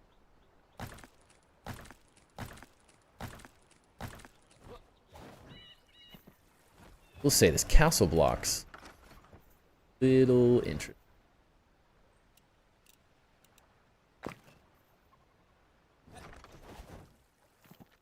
Hate that it's this little, like, whatever this thing is. The fact that it's got that little gap, but I also don't necessarily hate it. It looks better with the crypt fence in it. The water update, I assume you're going to get the whole thing, but I don't know. You see the Enshrouded bundle? Yeah, I did, actually. I've never played... Actually, never even really heard of the other game.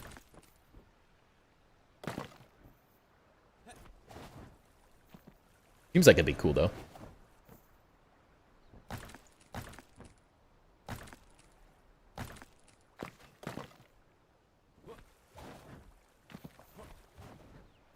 Pacing right.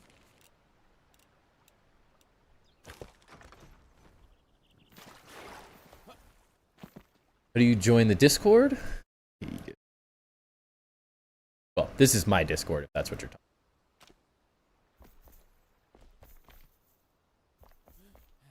Yeah, make sure to, for anyone else that's not part of the Discord, a lot of people building. We're primarily a grounded channel that's, I've been able to finally dab and expose my community into the Enshrouded world. So we're a smaller Enshrouded community, but there are some cool Enshrouded builds that are being worked on in the Discord. And the Enshrouded community is growing day by day, it feels like, so that's been really fun. Same devs, but Cloudheim has mostly negative reviews. I didn't know they made another game. Interesting. How did you like Grounded 2? I really enjoy it. I know it's so early in early access. I'm taking a little break right now because I really need the winter update. We need more materials. We need more story. It's always that struggle point. Oh, ads, no worries. The timing. Like, what's up? It only come out today? Interesting. It has the mostly negative reviews? Weird. I guess it's all the Enshrouded players coming and playing it, and they're like, well, this isn't as good. How can you compare it? I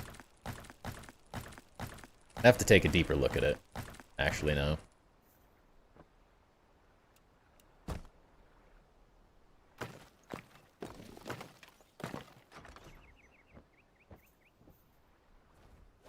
Building and Grounded to Small Lands and Alvalheim. Nice little island in the ocean. Grounded 2 was out already.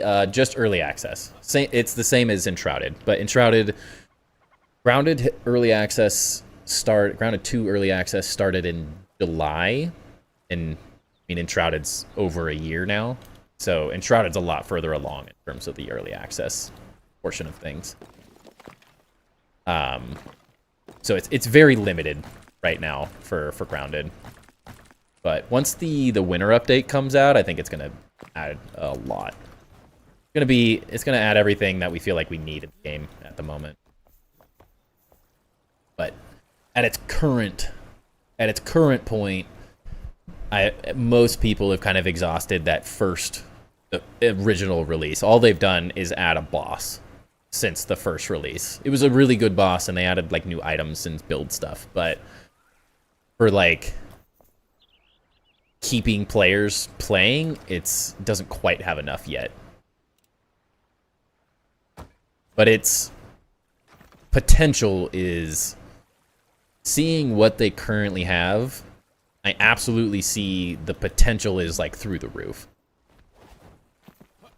It has a lot. It's going to be exponentially better than the first game, I think, when it gets to the full release. But we're a ways away. Still have winter, spring, and summer updates before we get, I think, the majority of things added to the game. So it's just a little hit or miss right now. Didn't mind Grounded. The UI was annoying, but the map was a bit of a struggle sometimes early game. It's very similar to the first game. You're in a park instead of a yard. The community is absolutely incredible. Literally the best community. Maybe the Grounded 2 community is a little angsty right now because the most recent update that they just did, adding seasonal items, updated the engine to the new version, and it is causing a lot of crashes and issues, unfortunately. So the community is a little angsty right now, like for the past day or so. But they're like the best community. They're so positive. They're really fun. Really good community. And the game itself, like, I would say Enshrouded does a really good job with like the build mechanics and stuff, but they do not have the quality of life that Grounded has in a lot of the building aspects. And so there are portions of each game that I think are done really, really well, and the community is pretty grounded, yeah. But I think it's in a really good spot, I think, in terms of like the future of it. But very similar, like when I played the first update, or the first release of Enshrouded, I felt it was very underwhelming because it doesn't have the content. It didn't have the Hollow Halls, didn't have the Albaneve Summits, didn't have the Blackmire. Now doesn't have the Veil Water. Like it's sort of at that first point, like right as Enshrouded got out of it, and like the first update was like the Hollow Hall stuff, and it was like, oh, that's cool, but now it's like all we've added is Hollow Halls. So there's some dungeons that you can go do. There's not as much depth. There was nowhere near the amount of items. They didn't have the 100% prop rotation added to the game yet, the first person. So a lot of the quality of life and like more in-depth features come out, I don't know, after the first 8 or 9 months of the game being out in early access, and Grounded's hasn't quite got there yet. It's got a little work to do. Yeah, and then you were done. Yeah. So it's in a very similar way as Enshrouded, that those first like 1 or 2 updates are great, but they just are still lacking the like meat and potatoes of it. Just a little bit more story, a little bit more things to do and interact with. Like Grounded 2 when Behind the Statue opens up. Yeah, the next update is going to be the winter update, which I would assume, I'm hoping January, likely February. They're announcing it in January. I'm hopeful it'll be in January, but if it is, it's going to be like late January. And that is going to open up, and it can't really look at, I don't have the map or anything, but if you're looking at like if the statue's sort of central on the map, if this whole thing, I know this makes no sense, but if the statue is like right here in the center, they're going to be opening up the like northeastern sort of stuff. So it's like the portion, the community garden, I believe, is up north of the statue and will be kind of like east of it as well. If that makes any sense. Mind looking at my house so far? It's still early in my building. On Grounded or Enshrouded? Baby leaf gonna hit heavy? Ooh, that'll do it. That's the dream. They sleep so much more too when they're younger. I have a 2.5-year-old and he does not sleep. Yeah, I can look at your base in Enshrouded. Is there a way to remove the little top edge molding on those blocks you were carving out? No. This is like the one downside of the voxel system, is that as soon as you start messing with them, you kind of just get these details. So it all kind of comes down to like how you build it. But as you can see, like, unless you're building a full wall, you're always going to have some type of detail like this to work with. One of those things you just can't. I guess you can do this. I guess there is a workaround. It's not a good workaround, though.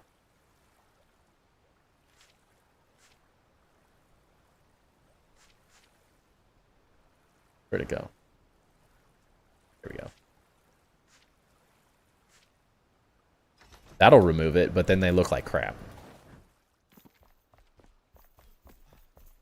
Makes it easier to build, though. Like the more open there at the corner, like this. Yeah, I'm just kind of messing with shapes right now more than anything. Trying to find like what shape looks the best. I'm also trying to mentally think through how the heck I'm going to build a fountain in the middle of this, too. The walls have force patterns when stacked or adjacent. Yeah. Yeah, the hardest part about building with the voxel system is you're always forced to deal with the voxels. And so you end up with, like, the way I look at it as every block is built, and it could kind of go either way, but it's like it reads left to right. So you're always kind of stuck with this edge detail, typically, when you build that last piece out. And so, like, left to right is always going to give you these kind of weird details, unfortunately. So you have to kind of figure out through using, like, depth and other materials. I guess similar to, like, Grounded. Grounded has limitations, of course. And so you have to figure out how to kind of, like, work around these details by, like, add depth in situations like this to hide them more so. That block looks really cool at the bottom.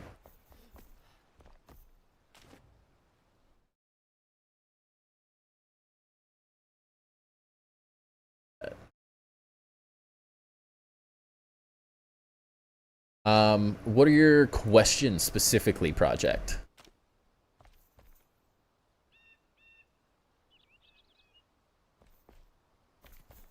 I got it up on my other screen.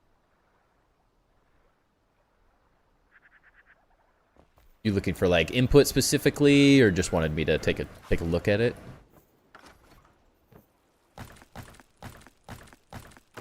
Yeah, the more I mess with this, definitely the white needs to be a very minimal detail on this. The like smaller little sections like this, then the gray has to be a larger portion showing, so then we can carve away at this to make interesting shapes with the light block. But it needs more rhyme and reason at the kind of just figuring out the best way to like carve. The outside too blocky to mess with, or is it a good foundation? It's 2 blocks.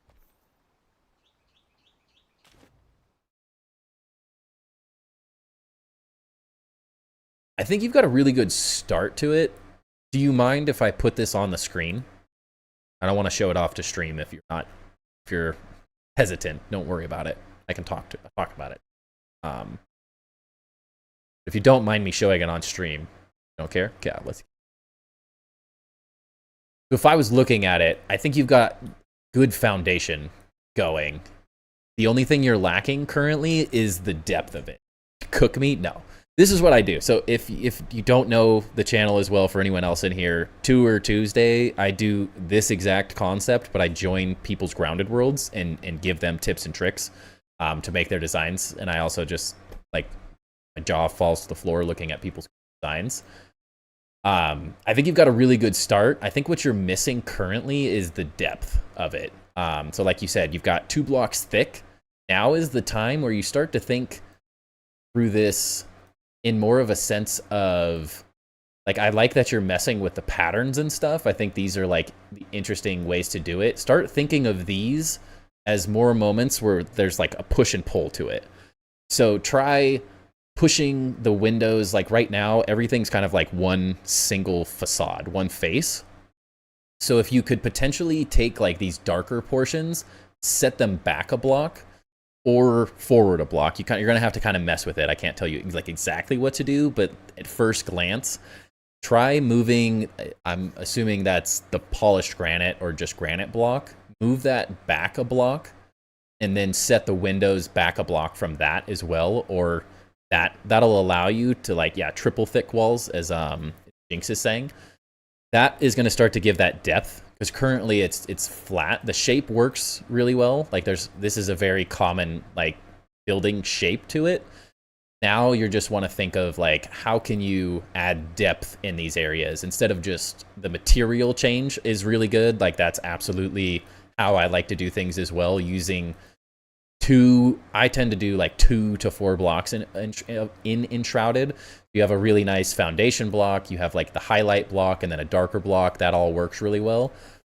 Try pushing this in a block. That'll add depth to it. It'll kind of break up these like flat facades.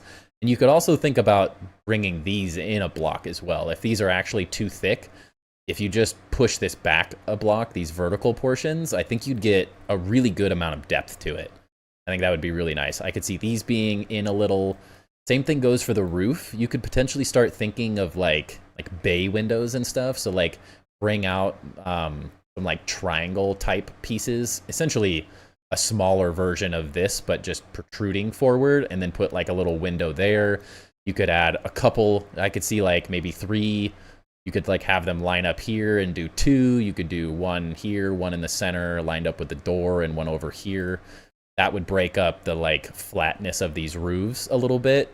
Just building those out. So hard to show this in 2D essentially, but if you build outwards, I know it looks like I'm going sideways, but if you build out from like this point and then to here with a spine of the roof here, and then just a flat, take these exact same windows, place it in here, and then you kind of have essentially like a triangle with flat sides coming out from it. Some type of roof design like that would help a lot. You could like push or pull this door in or out as well. Maybe break up the vertical pattern a little bit as well. There's a lot of repetition happening here. You might think maybe take out one of, like, every other one of these potentially, or like add in maybe just a slight variation with some designs, maybe some angled pieces or something would kind of break up the rigidity of like kind of prison bar look. Not that that's a negative thing. Was going to do bay windows. Perfect. Yeah. You're on it. You have the right thoughts. You have a very good start. It's just missing the depth. Especially in Enshrouded, the way I like to think of it, like showing off kind of how I think of these things. Even like balconies, like over on this and stuff could help. But very much thinking like how your entrance could tier down a little bit more, or do the windows to have like pop out sections, and then the windows are maybe a little deeper in these. Like these are 2 or 3 walls thick typically. How could you add in little details with like pop out sections like this as well? And then, yeah, maybe breaking up the verticality of those lines just a little bit. Crazy detail on your builds? Thank you. I have like 900 hours in this game too, though. The detail is because of the time I've spent. I think you're headed in the right direction for sure. I think there's a lot of potential with the simple shape you have. And now it's, as I was saying earlier, the way I like to work through my builds specifically is like macro to micro. So I start off similar to how you have here. You have the macro done. You've got the majority, like the shaping is done. You've created cool little moments with the stairs moving up, raising it up off the ground with the foundation looks nice. And then you've started going into the micro decisions where you're adding windows, doors, the roof structures, stairs. Those are sort of like the next step. And then the step after that is now the depth of the whole thing is where I would go from here. Would another floor or half wall be better? Where? Like, are you saying another floor up, like making it 3 stories? Or what do you mean, like a half wall? Or like making this taller? This on support pillars can give you that depth without changing too much. Yeah, better than my dirt hut. Like a 3rd story. I don't think you need it. I don't think it would hurt. Like if you are interested in doing it, I don't think it would hurt by any means. I think it would look good. Depending on where this floor is as well, it might be nice to have a white layer underneath here, similar to like how you have these spaced, or like this amount of spacing. These kind of feel like they're sitting on the floor a little bit. So it kind of depends on how the inside of this is built. If this is like 3 blocks off the ground, then not a ton you can do, because then you're kind of messing with your foundation. But that could be something to add a little. I don't think a 3rd story would hurt at all, but I don't think you necessarily need it unless you feel that you do.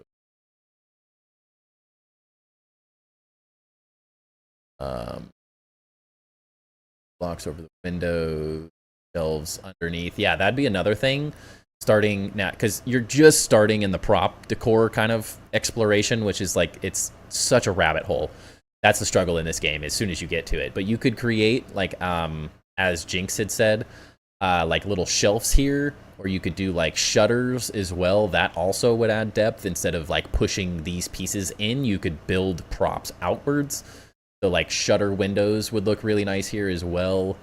I think these walls, maybe instead of what I said, like this reads a lot better than these walls do. So maybe try some windows of similar design, like here and here. You could do them here, here, here, and here. You could do like a larger one in the center, or like 2 more, kind of how you've done these potentially. That would help break up these larger walls. Typically, when I see big walls like this, my thought is always like, how can I break this up? Big, expansive, flat walls tend to will always look flat, and they're really hard to kind of. Your eye is always drawn to like big spaces. So you see a big roof, your eye is immediately like big flat spot. And so it's always the challenge of the designer is like, how do you break up these really big portions? Especially because this is a pretty large build overall. So now it's like, how do you take the big portions and kind of scale each portion down with more details?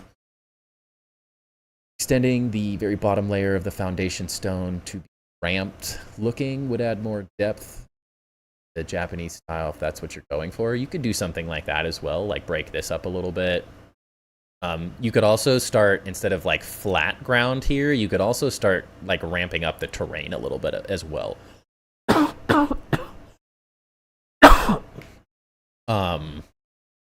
Or even like working on these areas, like this is probably a little bit further ahead of everything you're kind of thinking, but you could start thinking of like planter areas here and like having some like of the smaller trees growing in these areas. That would break this up instead of messing with the building itself. The landscaping could start doing that as well. There's a lot you could do with it. Yeah, depth and more detail I think is all you really need though. Like the core elements you have are really good. Your interior palette is very nice. Yeah. Also toss some in the roof. Yep. Yeah, gabled roofs, something like that. Like all dark with white baseboards. Look you got going on? Yeah. Yeah, an amazing courtyard, very much so. And especially because you could build it around kind of similarly. Now, I have my own ridiculous story going on, of course.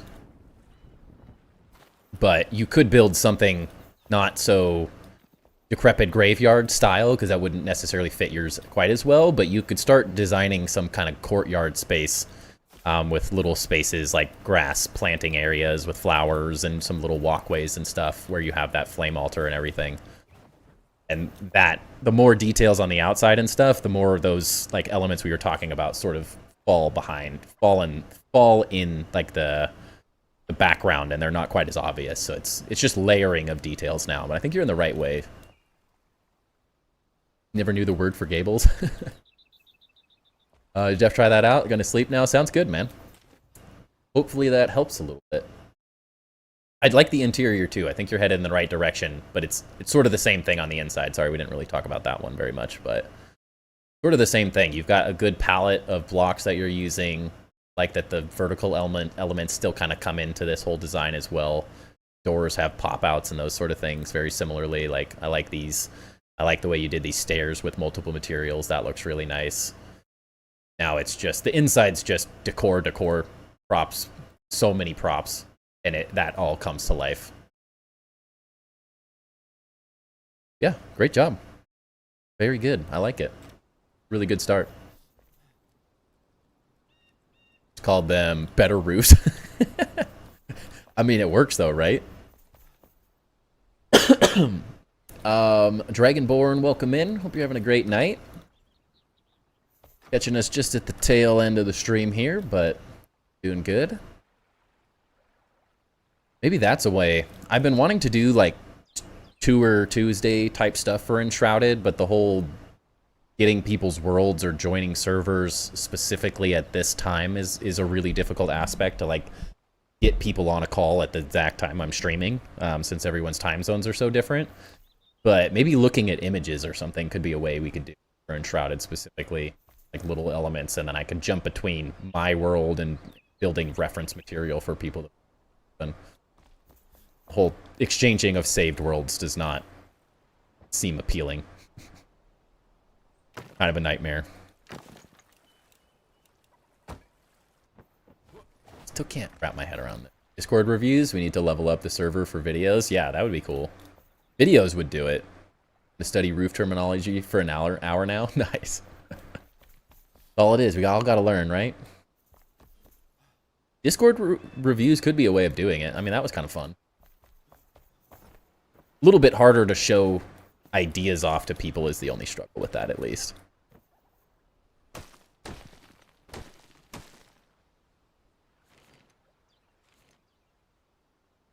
But you kind of got to do what you got to do, I guess.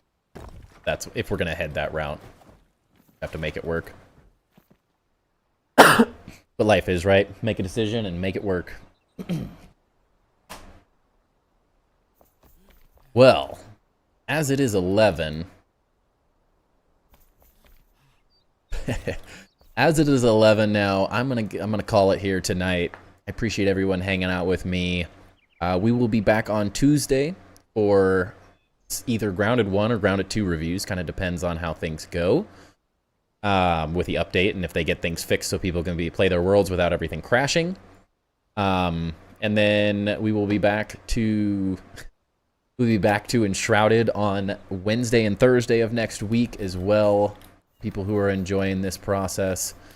If you're not part of the Discord, make sure to join it. We have lots of great builders in the Discord. Everyone's sharing cool ideas between all the different games. We have chats for Minecraft and Valheim and Enshrouded and Grounded and so many random games. Subnautica, like any and every game. Happy to add more chats and stuff if people are really interested in showing off builds that they have for other things. It's a build community in this Discord. We have like 550 something people in there. Lots of cool builds in all the different games. Great place to show your stuff off. There's people, myself, I'm in the Discord all the time answering questions, helping people where I can. And there's also other really good builders that offer amazing insights and stuff as well. So it's the builder's heaven. If you want to connect with like-minded people. Also, a handful of people like stream on the Discord their builds so people can join and hang out together. So it's a really cool spot. Night builders, enjoy your 4 hours of rest. Exactly. But yeah, so we will be back on Tuesday. Once again, thank you everyone for hanging out with me tonight. Appreciate you guys. Could not do this without everyone to chill with me every night doing this. So cannot thank you all enough. And I will catch everyone on Tuesday. Have a great rest of your week. Have a great weekend, and we'll catch you next week. Peace.